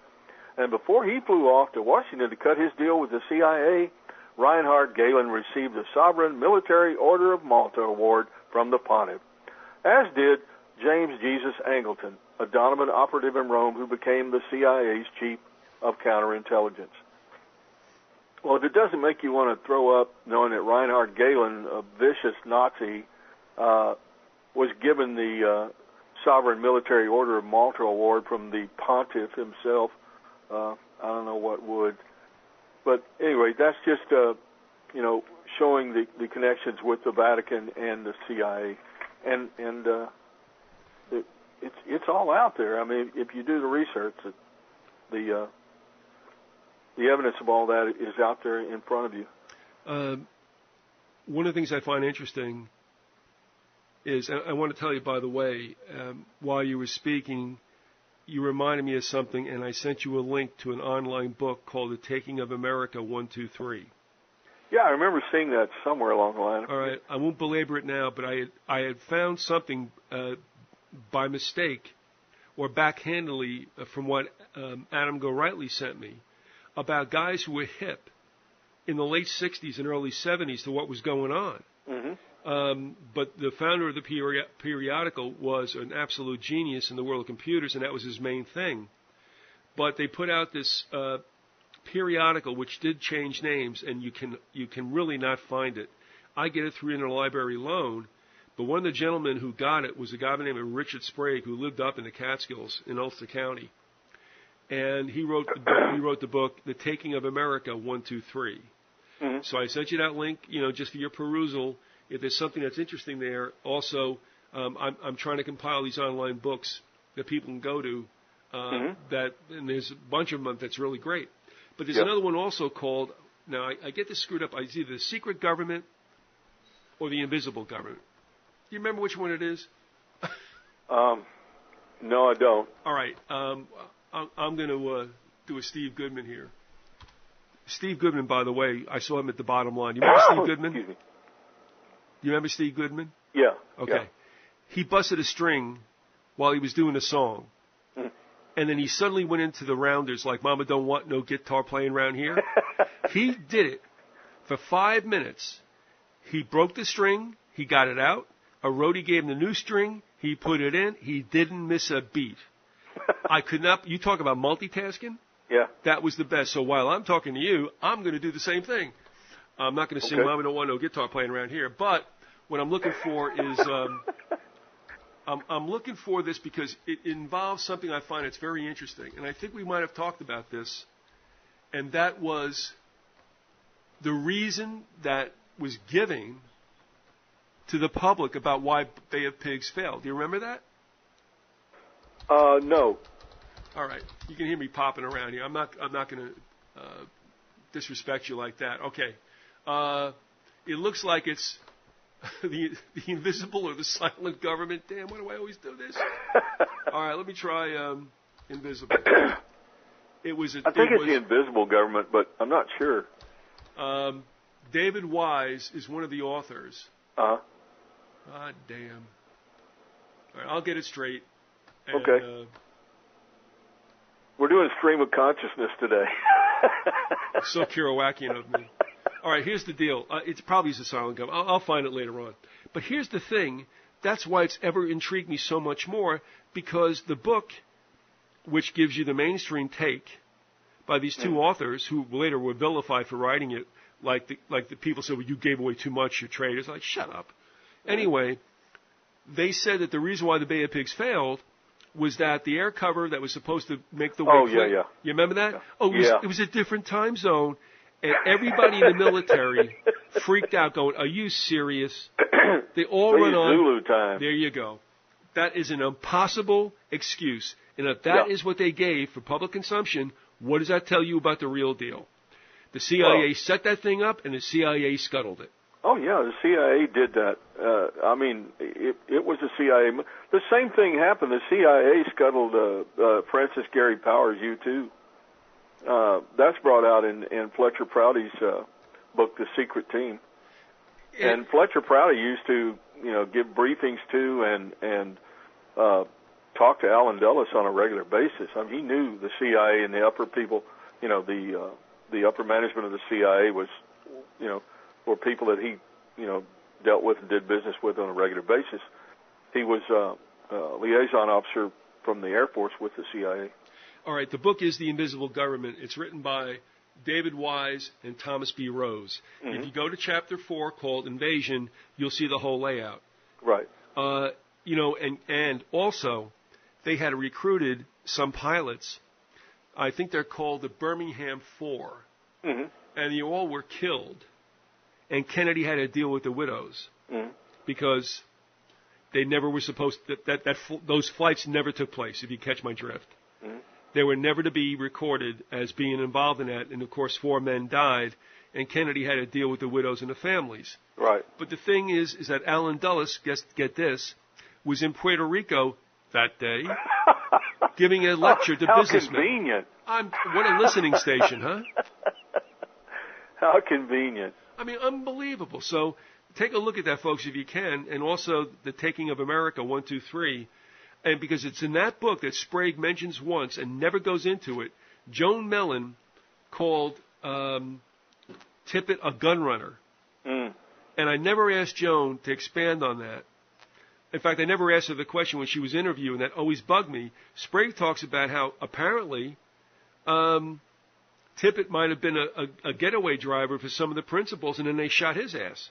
Mm-hmm. So that not only did Oswald not pop JFK, he didn't kill Tippit either. Well, it's the same old thing. The mafia does things like that all the time, Somebody knows too much. They use them for a while, and they know too much, and boom, you're dead, Now, getting back to Robert, though, as I know you wanted to do. Sure. I cannot remember, and I can kick myself for watching early satellite TV. I went up to visit Hairball of fame of one of my short stories called The 70s Ghost Story. Hairball was up in Vermont and had when they had everybody had these mega dishes. That is a great nickname there, Hairball. I cannot take credit for that, but if you saw him back in '77, you would say, I could show you 4 pictures, you would pick out Hairball. Oh my God. Hairball just looked like a chipmunk with a lot of like he turned werewolf somewhere along the way. Oh man. But Hairball had this satellite dish, and I had come up to visit him, and everybody crashed, but I was satellite dish, ooh, this is like fire. They're used to it. I mean, I'm getting 7 channels on a VHF. Yeah, it was like a big revelation, yeah. Oh, yes, I got on my knees and worshipped it. Oh, no. So anyway, but what was really neat was I was watching this interview with Marina Oswald. Mm-hmm. The thing about satellite TV is when they broke commercial, you didn't. Yeah. And you watched them come in with the makeup and stuff. And right, Marina's, and then they start saying things that they wouldn't say over the air. And they asked her, well, what about Robert's assassination? And she said, well, he got caught playing in, and I can't remember the name, he got caught playing in blank's garden. Mm. And I'm like, I can't remember it. And I sat there, I sat bolt upright like at 2 a.m. in the morning and went, what? So there you go. I mean, just one of those moments in media, that will never come again. But I was astounded by that, and it's like, and she sounded, plausible to me. Yeah. But the thing about RFK's assassination as opposed to Kennedy's, Dealey Plaza looks really expansive because of what TV does, Yeah. Now, you've been in Dealey, haven't you? Yeah, I've seen it. It's really pretty small. It is. But you know what's funny? It's not very big at all. When you watch baseball on TV, I always I always crack up. You get the shot from behind the catcher, but up in the grandstand or something. Right. And you never see the shortstop and second baseman. Right. And the infield looks like it's like a million miles wide. Yeah. But when you play the game, it's no big deal. Dealey looked huge in the media, but when you're there, like you said, it's really not all that big. Yeah. Now, the reason I bring it up, though, it was outdoors. It was a little more expansive, but the most confusion and the best way you can get away with stuff is not being in a large area, but being in a small one.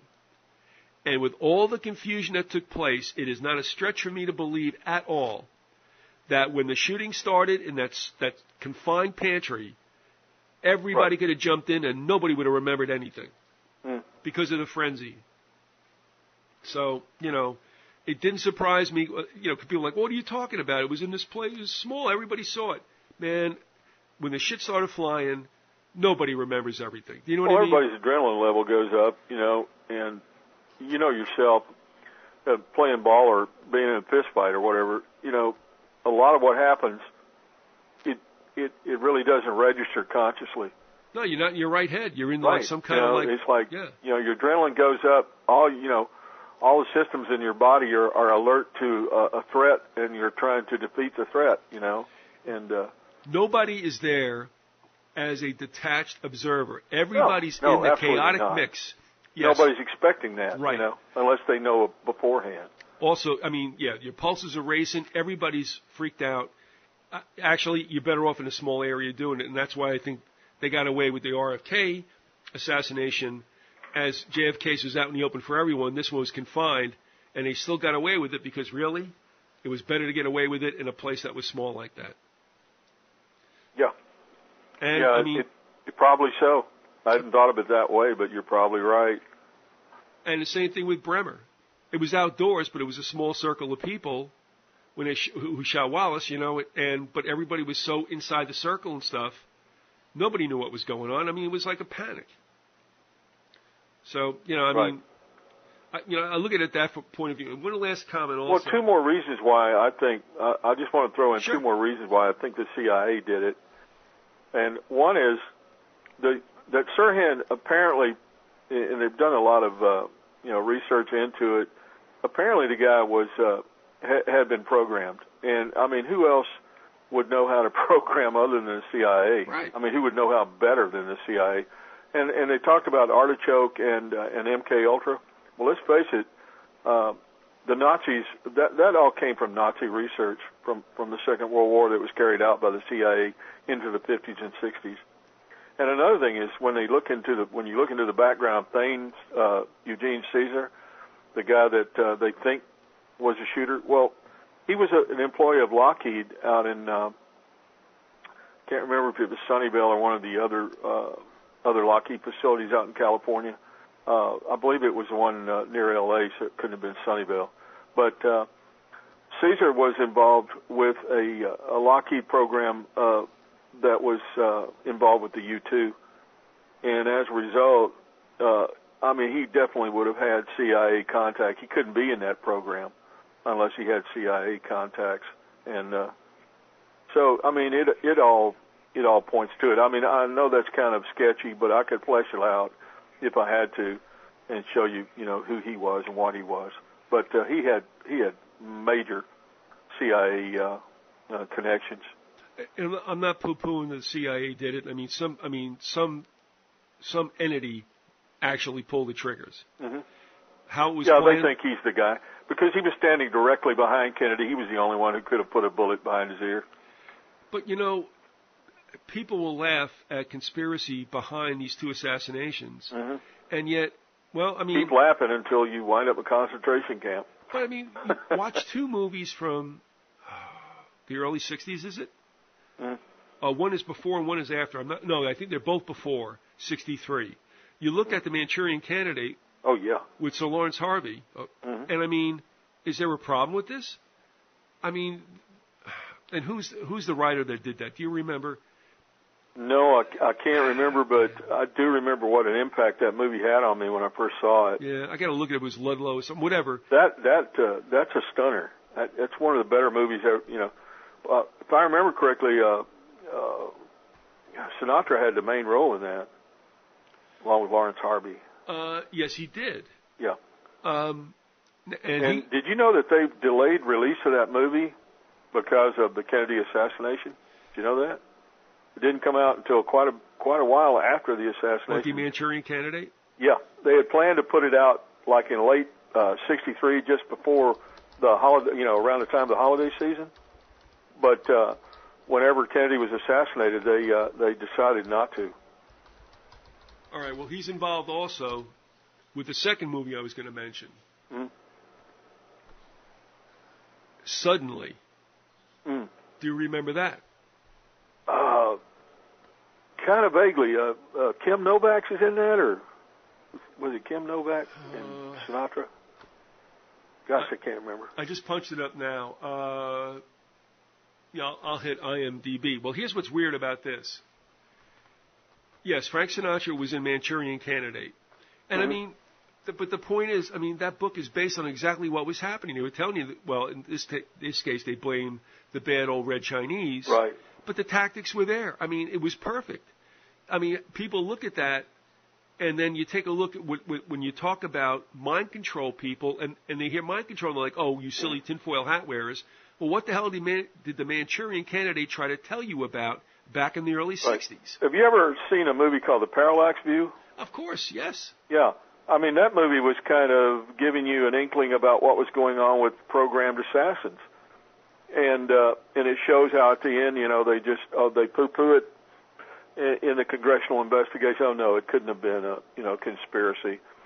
And the whole point behind the movie was that there was an organization that was doing the programming of these people. They were recruiting and training these people and doing mind control on them. All right, now here's how it gets even weirder. Before Manchurian Candidate, I just called it up on IMDb. Mm-hmm. Sinatra was in a movie called Suddenly, 1954. Mm-hmm. Here's the brief synopsis. In the city of Suddenly, 3 gangsters trap the Benson family in their own house on top of a hill nearby the railroad station with the intention of killing the President of the United States. Oh, yeah. Now, I thought Sinatra... I'd forgotten about that movie. I was thinking of another movie. Yeah, I know what you're talking about now. I believe Sinatra held back that movie for quite some time. So there you got Sinatra. I'm not saying anything about what his involvement is, but he's in 2 curious films. Oh, let's face it. He had mob connections all over the place. But I mean, his family would wig out if you said he knew what was going to happen. Oh, yeah. Now, in 54, it could have only been a movie, I suppose. But then when he does Manchurian Candidate and then Kennedy gets popped, I mean... Yeah, it looks a little odd, doesn't it? Just a little too much coincidental. Yeah, I think it's kind of one of those weird things that might be a coincidence, but boy, it just is really creepy. Well, if I remember correctly, Sinatra and the Rat Pack, especially like Peter Lawford, wasn't he Kennedy's brother-in-law? Yeah, he was family.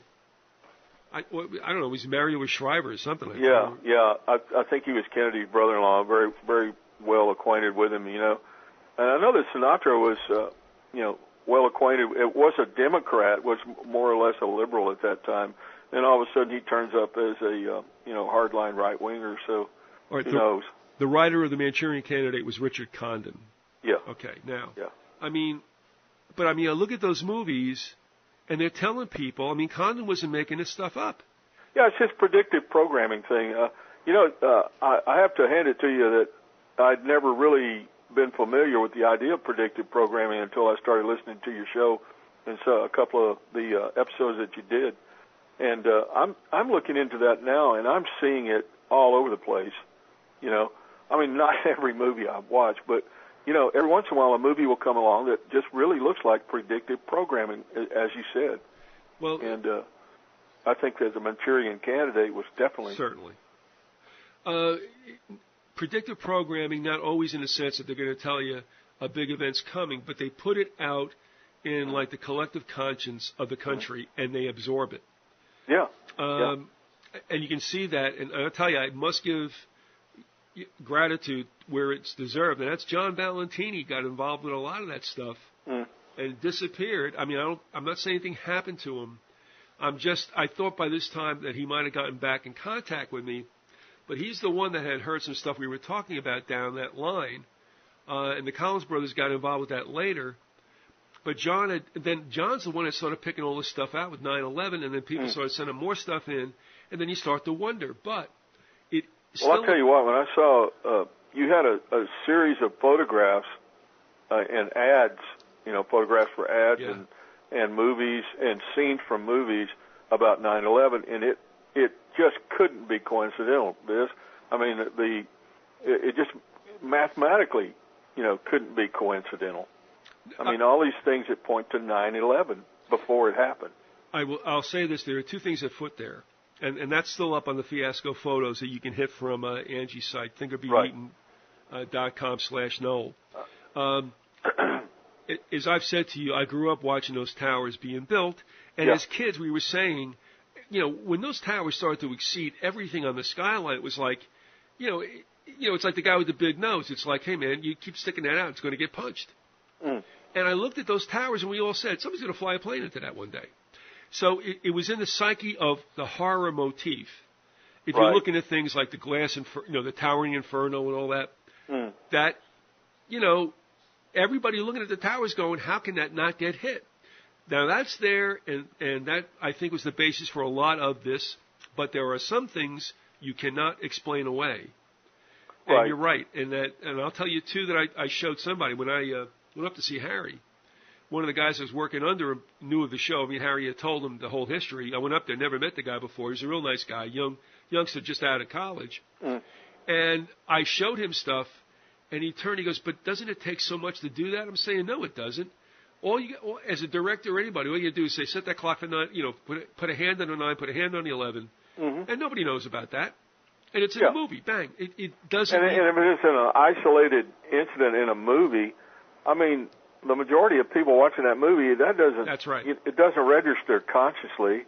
It's just, 9/11. It's 9/11 in the morning, whatever. But the two compelling ones, I'll say, which I don't think you can explain away, is, and I'll get through this real quickly, but go to Fiasco Photos, 9/11 on thinkerbeeaten.com/Noel, and that is the one from Traffic where they open up the back of a step van, and the van is cubed out with boxes. Every single one of the boxes has 9/11 on it with a scorpion. What the hell's that about? And the other one that is really creepy is from the movie Gremlins.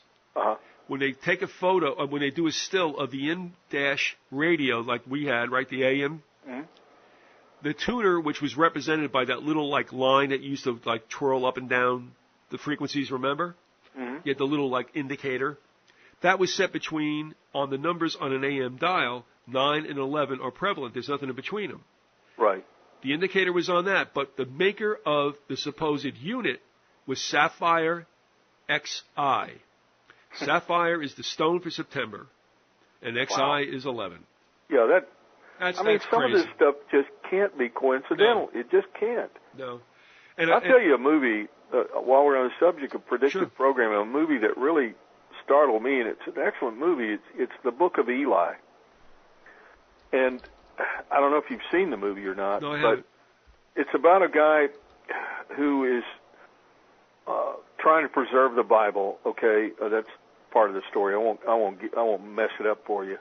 But he's going through and it's based on an America post-war. I mean, post-Third World War is the best I could describe it. They never really talk about it that much, but it's like a landscape. He goes through and he has to fight off various, gangs of scum, that are out to, to gain whatever they can through violence.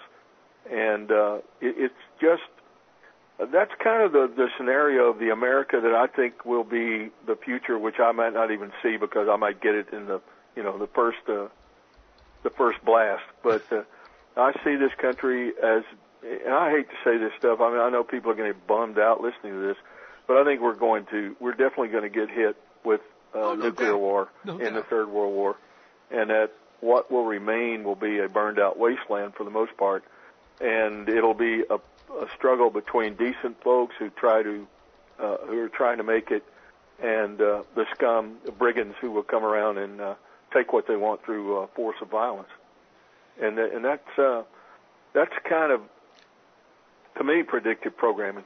All right, now I'll bring this all together by saying this. I look at the movie, what was it? Oh, please. Tom Cruise, Sum of All Fears. Mm. And that strikes me very nauseatingly in my craw. Because I can see a terrorist event. And, of course, the Super Bowl has always been, well, not always, but in years gone by, it's been the subject of a terrorist event.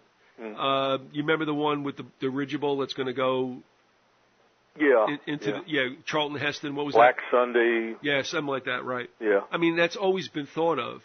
But Sum of All Fears, there's something about that strikes me, because if you know, the Super Bowl this year, sort of on the same subject, the Super Bowl this year, the halftime show was, the high priestess of Mystery Babylon up there, in the form of the lovely Madonna, and that whole halftime show was really creeped me out. I mean, that was like programming for our future world religion, I think, with her as high priestess, Well, first of all, they've always struck me when they started doing these really gigantic, I mean, instead of having the marching bands and stuff, right? Mm-hmm. When they started getting to these regalias, these galas, I stopped watching, and this goes back like 20 years because it's like it looked Hitlerian to me. It does. It was all in bad taste. It was like, forget that. I go someplace else until it's time to come back. It really does.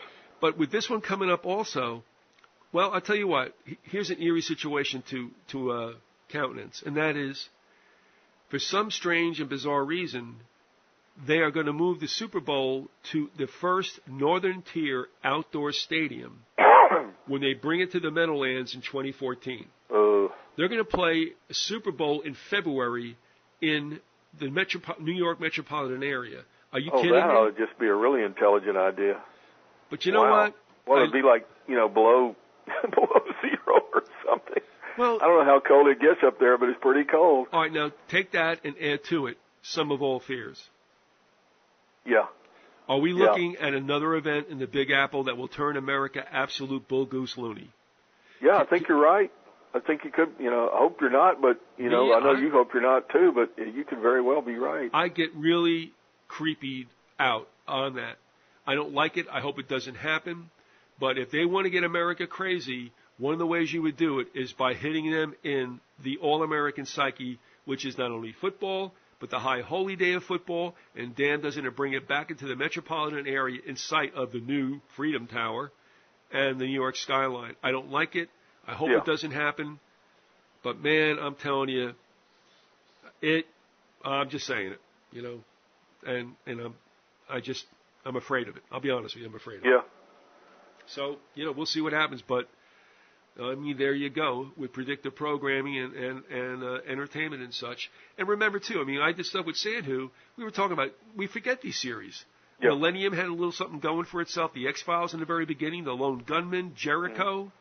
There's a whole bunch out there that are just portraying a not-so-great future, which, by the way, you know, is what got me involved in this project about why did science fiction writers from the mid-20th century project such doom and gloom for the 21st?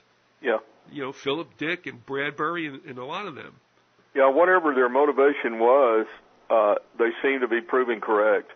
And that's the sad part, but, you know, they seem to be portraying the truth of the matter, and that is that things are getting worse and worse.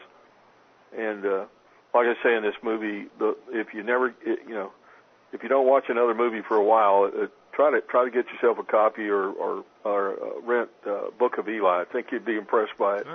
All right. It's just I don't know, Viz. I mean, the Nazis are a satanic cult. They still exist. They still are very powerful, and they're one of the main players in the New World Order. And that's basically what the New World Order is, as I see it. But you know, we talk about their occult origins, and we've talked about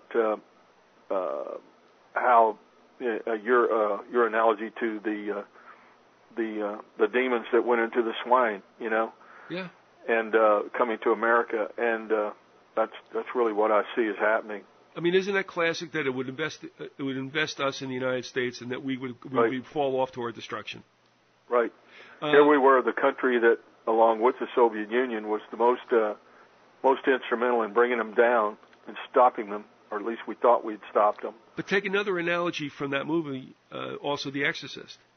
If you're not prepared to deal with that, you on the side of good may strike a blow, but then you are invested yourself and you are brought to destruction.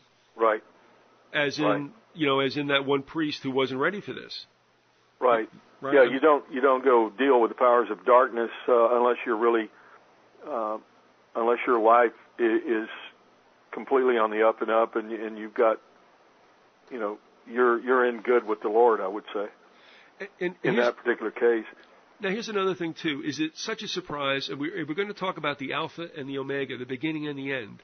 Right. Take a look at Rome and take a look at all the similarities that were absorbed by the Nazis. Mm-hmm. What's the difference? It's the spirit of Satan. Well, I mean, when you get down to it, the SS was modeled along the lines of the Jesuits. That's not me saying that. That's what Himmler said. Oh, yeah. Himmler's uncle was a big-time Jesuit. He was a very powerful man in the Jesuit order. And he got many. Himmler had studied. He went through school in Jesuit schools. So I mean, all these things have been absorbed by him. Now, toward the end of his life, you know, they say what I've read is that he renounced Catholicism, but you know, I'm not sure that that's really true. But at any rate, the Jesuits had a tremendous influence on him and the Nazis. But Rome has always been a persecutor of Jehovah and Jesus. Yes. And it's no different now. No. And it is now in a neighborhood near us. It's just the Roman Empire in a different form. That's all it is. I mean, when the Roman Empire ceased to be in its political, economic form, whenever it was brought down by the different peoples that brought it down, as in the Vandals, etc., it just morphed into a different form, and that was the Roman Catholic Church. The Roman Empire never went down; it just morphed in form, and it's going to be revived as a full-blown, you know, political, economic, and religious entity. Well, right now it's just more or less in its religious form, although it has so much influence on politics and economics as it stands. But Britain, the most wealthy institution in the world is the Roman Catholic Church.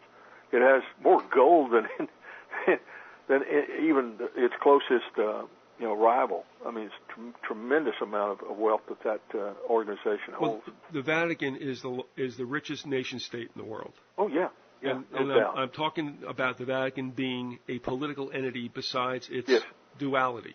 And we were talking about when Mussolini more or less bought them off with the Lateran Treaty. He also gave them around $90 million, and they put that money to good use. Of course, $90 million back then was worth probably $500 million now, and they put that money to very good use, and they invested it in Germany, and they invested it in many different areas. Oh, and by the way, I just wanted to find it so I could be a little specific and document it. It said, this is from Inside Fordham, the online magazine, and it said, on the waterfront and Jesuit social action. When best-selling author Bud Schulberg told the Reverend John M. Corridon, S.J., in 1949 that he wanted to write a screenplay about corruption on the New York waterfront, the fast-talking, chain-smoking labor priest was dismissive. And it goes on later about how they got together. So Malden's character was formed after, I guess, Corridon's at least idea of what should be down there. So, at any rate, there's another little connection to the Jesuits. Well, social control, is one of their main goals. In setting up what they think would be an equitable system, of course, with them in control. I cannot say that there aren't some Jesuits who have seemed at least realistic and genuine about getting involved in such. And Corridon may have been one of them. I'm not going to say that they are completely without some individuals who seem to have made a positive change. Well, I think you're right. I think there are decent individuals within it, at least from the standpoint of wanting social justice of a sort. I think that's true. And secondly, Joey Ratz came over to the Western Hemisphere, but people forget about this, and that is the popes have been more to Cuba than they have been to the United States, and Joey Ratz just went to Mexico and then went into Cuba, and everything's okay. Here's one for you. I don't know if you've been keeping up with this, probably have, but Joey Ratz is making noise about maybe retiring very soon, maybe even this year. Well, do you remember that he was portrayed by a phrase that I have never heard used with popes, and that was he was called a transitional pope. Right. That means not until death. Right. So what's that and about? If this prophecy, which I don't know whether it's real or not, but there's a prophecy that there would only be, I think, 114 popes, and he, according to this prophecy that the guy made, Ratzinger would be next to last, and the last pope would be a guy called Peter the Roman, and apparently he would preside over, an apocalyptic situation. Well, play the Jeopardy music. Because that's kind of the way I'm looking at it. I think this next guy will be the false prophet. All right, wait. I think we got one already. Yeah. Hold it. And it all leads back to where it came from. Yes, the current black pope, the superior general of the Jesuits, is the Spaniard Pedro Arrupi.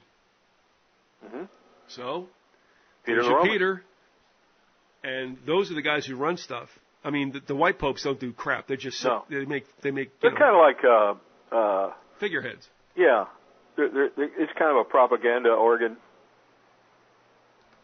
So I'm just looking at this. Yeah, right. Okay. Yeah, I think that was the guy's name was. He was an Irish monk, and I think his name was Saint Malachi or something of that nature. But it seems that the predictions that he made seem to be relatively or accurate, And the guy before Peter the Roman was supposed to have something to do with the olives and the Benedictines, and that's like one of the symbols of the Benedictines is an olive. So. Well, you know what? I might have misspoke.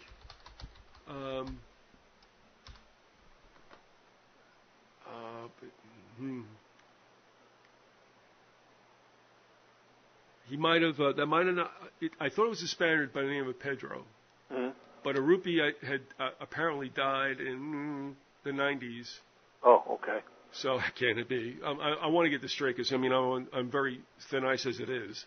Well, to me, this is all speculative, but I'm thinking that we're very close to the end, and I think there's a lot of signs that point to it. I just want to bring that up. I have no idea how accurate this guy's predictions are, or whether it really means anything at all. But it's interesting to me that that Ratzinger is saying he may retire very soon, and I think this next pope will be the false prophet. All right. I'm really sorry I did this because what's interesting is that he is out of Spain, and that's where Loyola, the creator, the origin of the Jesuits comes from. Mm-hmm. Ignatius Loyola, yeah. Yeah, he's a Spaniard, and so this guy is as well. And I just want to get the name right.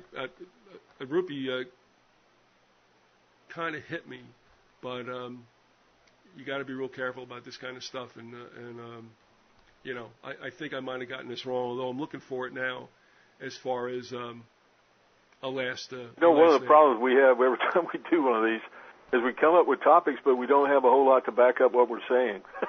Well, I wouldn't... But it's just kind of stream of consciousness. No, honestly, I have to differ with you because, what you come out with, you give us chapter and verse. Well, I try to, but there's times when I'll come up with something that just comes, off the cuff, based on something we're talking about, and I don't have very much to back up what I'm saying, which I always, to me that's it makes a difference if you got something that to reference, something to document what you're saying. Yeah, and that's why I'm looking to do what I'm the back of what I'm saying because something hit me, and I try to look at it. The one thing is we don't know that we're going to go there. That's one thing. Right. And since you're at a little bit of a disadvantage here without having a terminal by you, I do, and I got to get it right. All right, I'm sorry. The current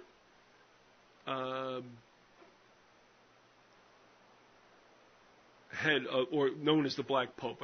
There's a lot of things he's called Superior General. That is the title of the Society of Jesus, which is interesting is because they do define themselves, get this, as a military order. Not as they are. They were developed by a soldier. So I misspoke before, but let me say that it is Adolfo Nicolas Pachon.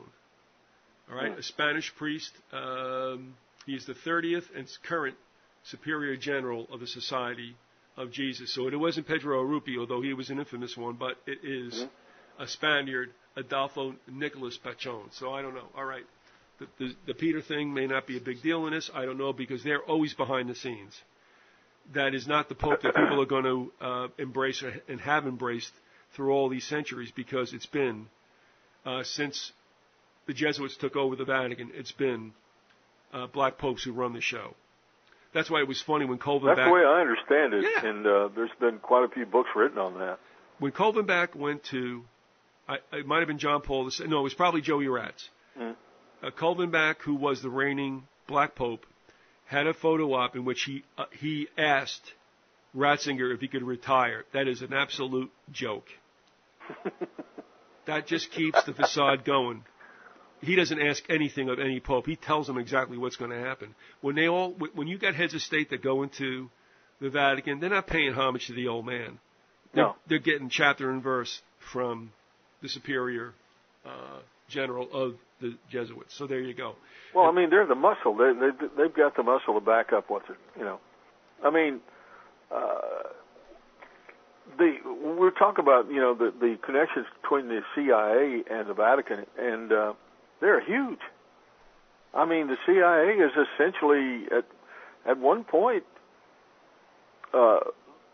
became a Vatican-controlled organization. How about this for an equation? Vatican plus Nazis equals America. Yeah, exactly. Sorry to say, but that is the way it is. Yeah. Let's face it, who put Hitler and Mussolini before him?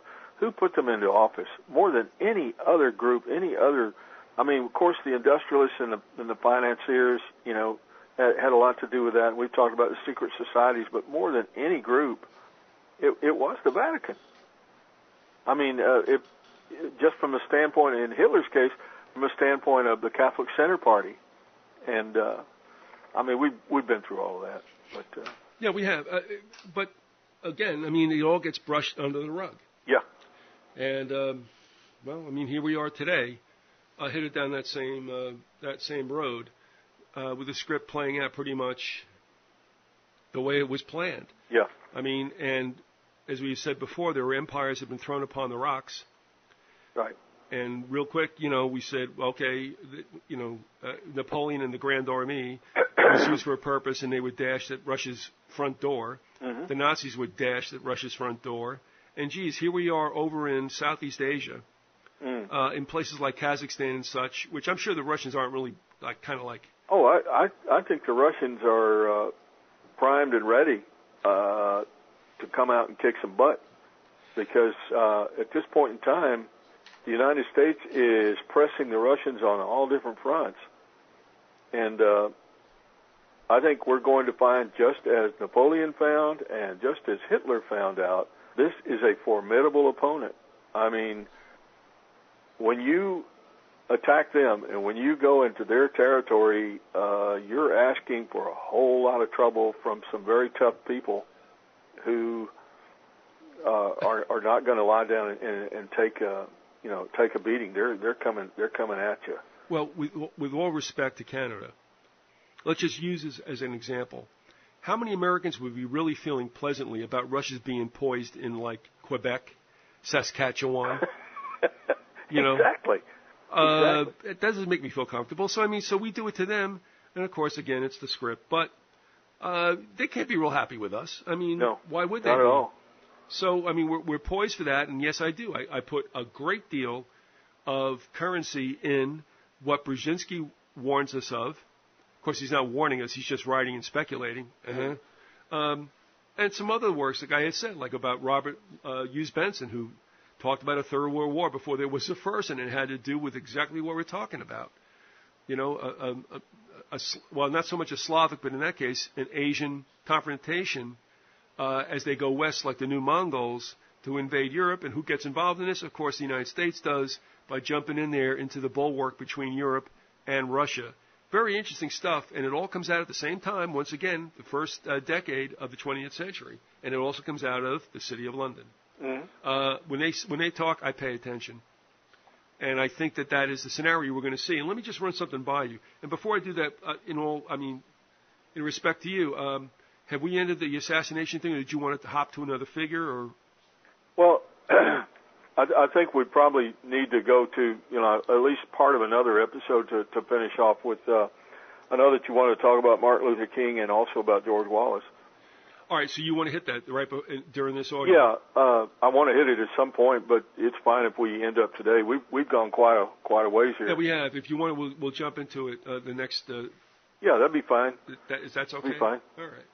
Oh, and also I wanted to ask you. Sure. I don't know if you've spoken to Paul Sandu, and I'm not sure exactly what topic he'd want to discuss, but I'd really love to have him on the show to discuss, prophecy in the end times. In fact, because he's very well versed in that, and he does a really good job. I'd like to have a chance just to ask him some questions.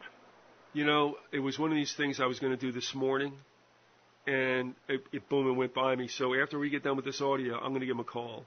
Right. The other reason is this, and of course this is going to be a real offense to a lot of people, and I think you have, well, if you haven't seen all of them, on Monday you may see some more emails, but I am mystified by those who call themselves Christians and look at the Bible as something that is elastic, not all true.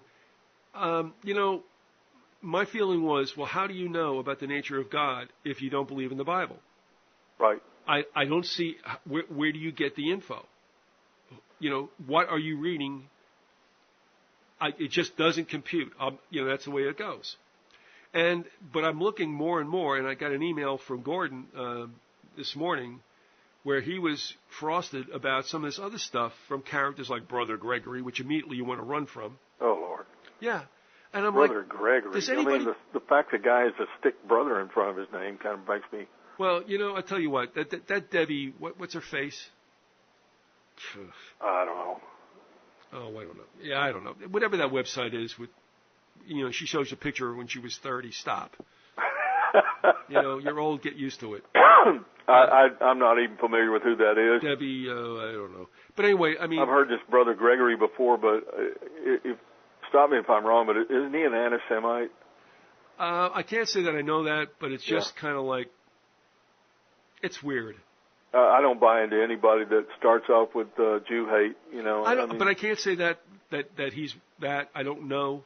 But when I went there and I took a look at what he was doing, and he sent something around, and Gordon just went plots, and for rightfully so. But Debbie Kidd, that's the name. The people that pop up there like Baldwin and some of these other characters. I mean, you know what? I've said this to you before, and you understand it. And that is like, okay, look, if you're a Christian, it's got to be about the Word. I'm sorry. Sure. It's got to be. I mean, that's exactly right. Now, I've talked to Paul about this at length, and I want to get him back on. And that is, Jesus was called the Word. Mm-hmm. And the Word was made perfect. Mm-hmm. I'm not messing with that. The Word was with God, and the Word was God. Yeah. And I'm not messing with that, because to eviscerate Scripture and to eviscerate Christ's divinity is the main goal of everything that is not Christian as far as other sects and stuff. Well, that's the whole point behind the Reformation was sola scriptura, to believe in the Scriptures and to follow what the Scriptures say, not the traditions of men. And that's the whole problem with people that they want to follow what a particular church says. Well, to me, the church is the body of believers. Today's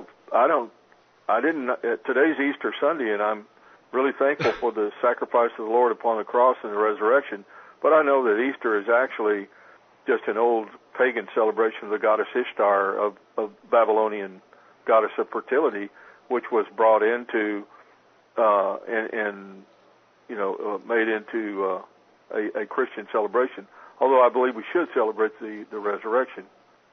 But, there's so much of that pagan nonsense that's been brought into Christianity. But, Larry, can we not, and I'm sorry, but there was a sister who sent me some really interesting stuff, but it's like just escaped me now. It's been so long ago. She had served in the Air Force. She was back acclimated to society again, going to school out in Nebraska. And she sent me stuff that was so interesting, but I've just lost it. Because the thing is that you want his death date? What was the Passover? What was this? Yeah, it was a Passover, and what was the celebration that was taking place? Remember, that's the celebration in which the Roman government said, okay, you can have back like one criminal, who do you want? And they wanted Barabbas. Mm-hmm. Well, whatever that festival is, you know what I'm saying? That's when he died. We don't celebrate his death date on 17 different other days. I remember one time talking about Easter on this show, and I had a lot of material about it, but it never made a great deal of sense to me.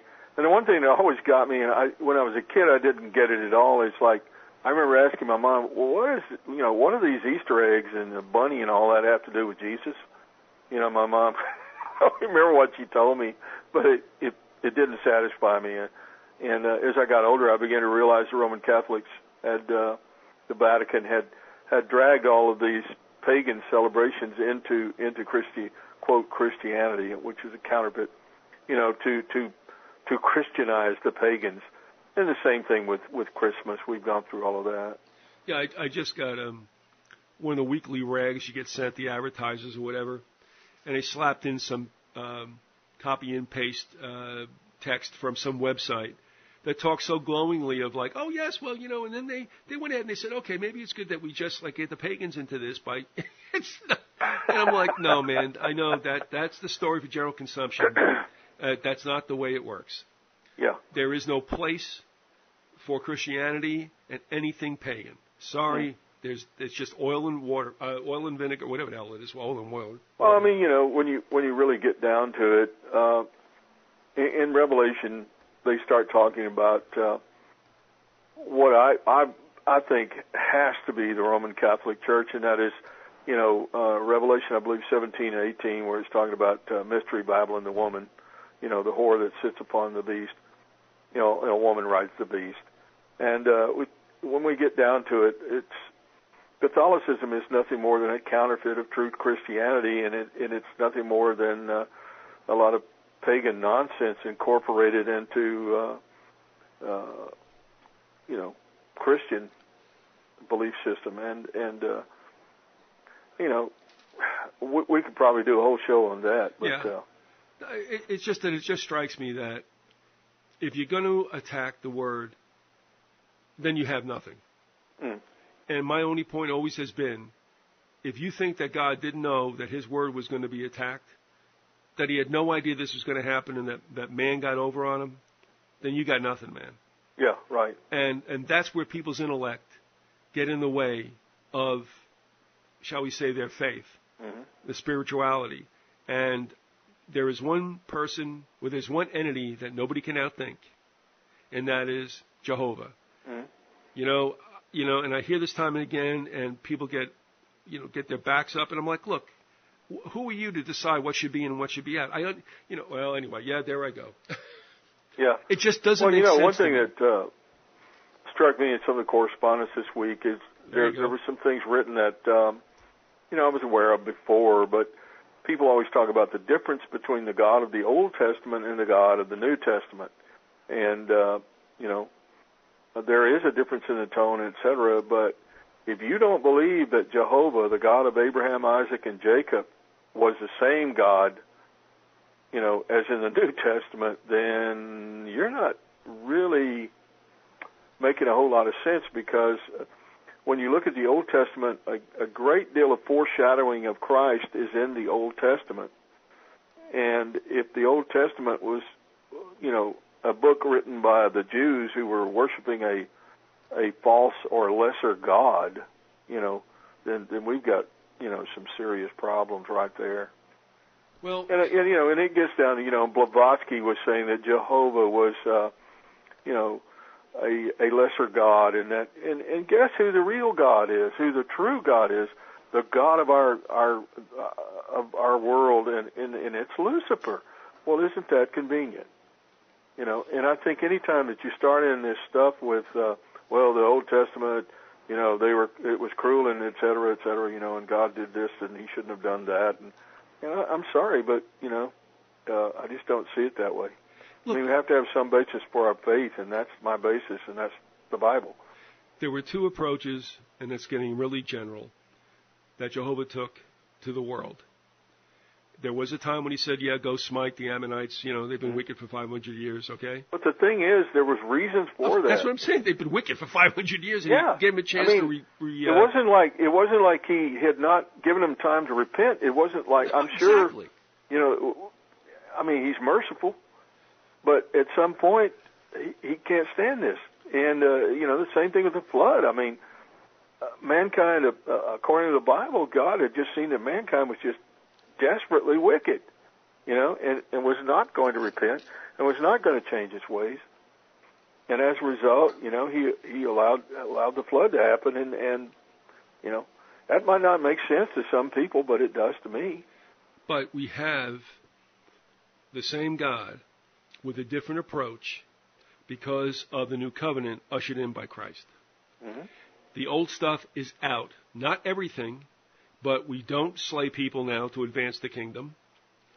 We don't mix politics and government, which were one in the days when Jehovah was the spiritual and political leader. Mm. Are we okay on that? Yeah.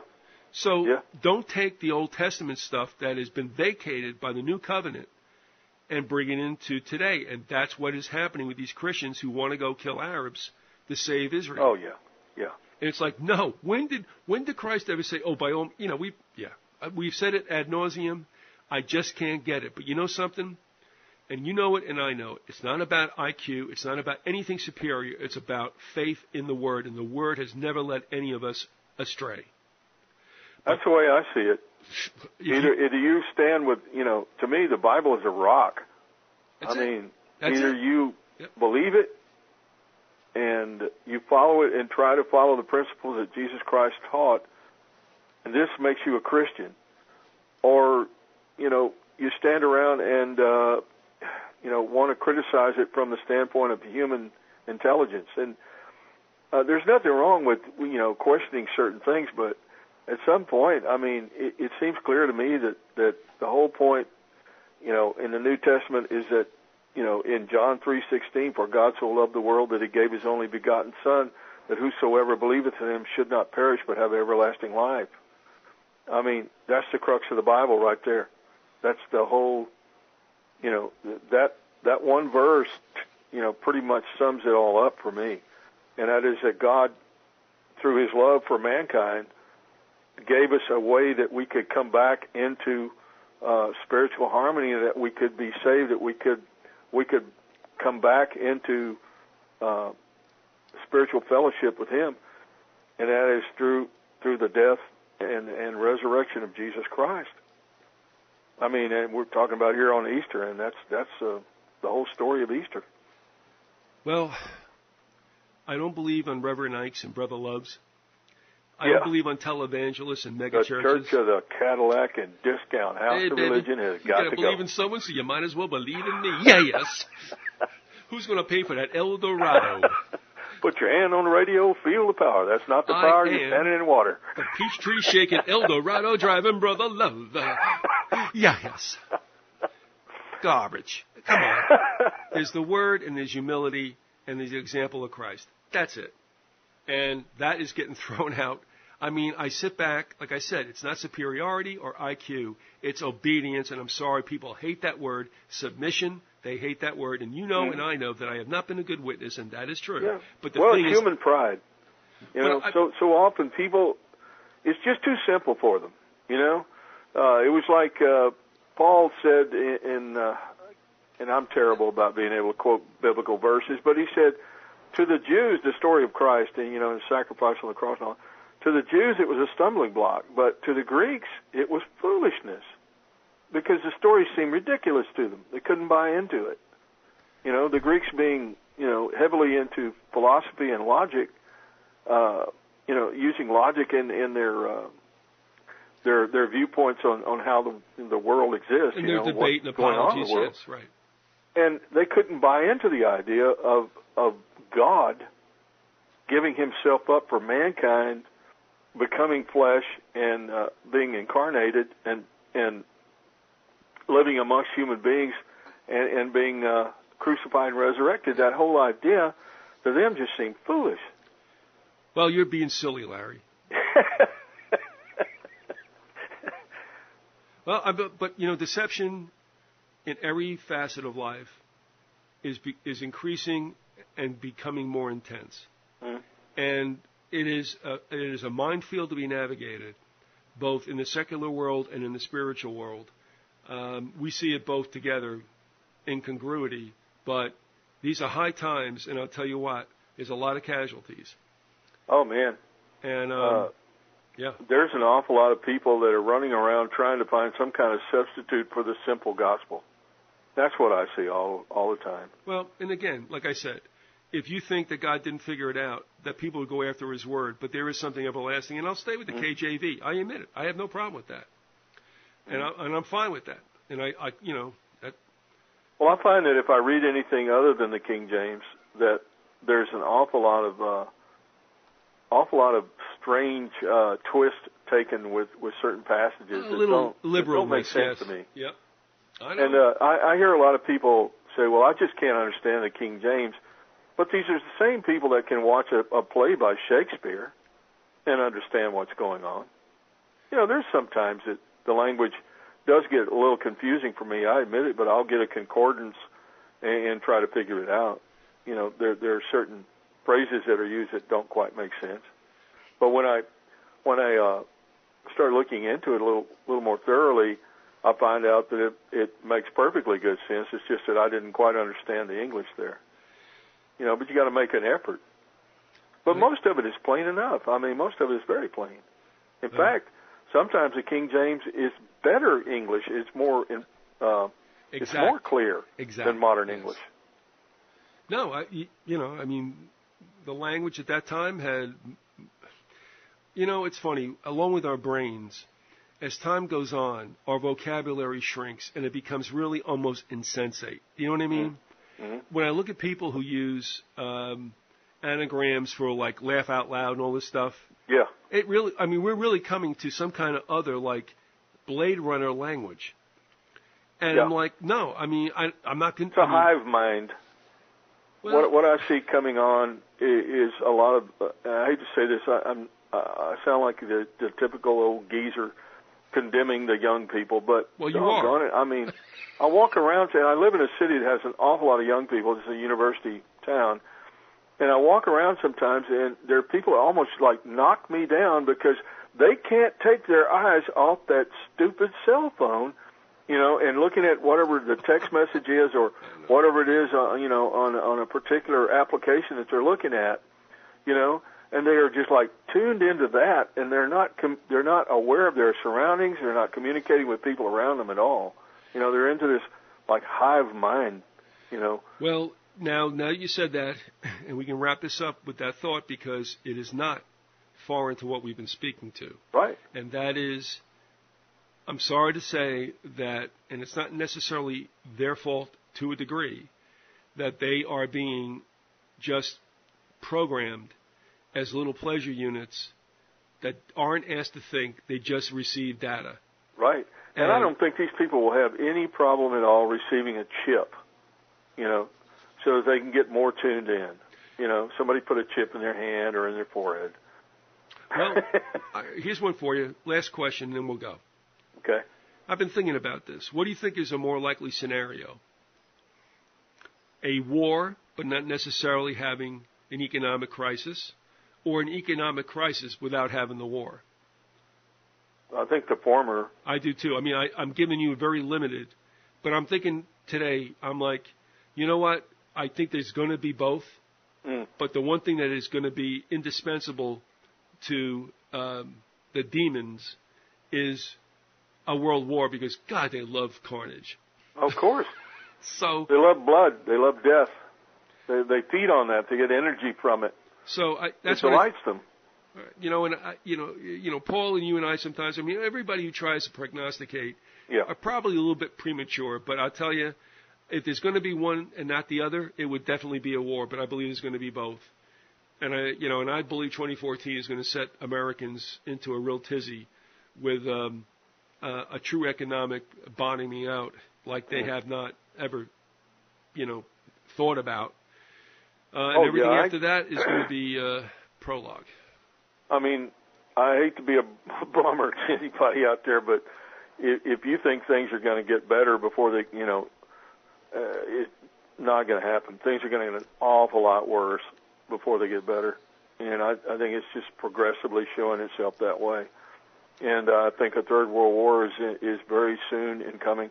I think that this is just my speculation. In a few months, I'll know whether I'm right or wrong. But I think Obama's going to take it for the presidency in his second term. He's been reinstalled. And I think that we will move toward closer toward a third world war at that point. Can you imagine the way things might have been in Europe? Let's say in 1930.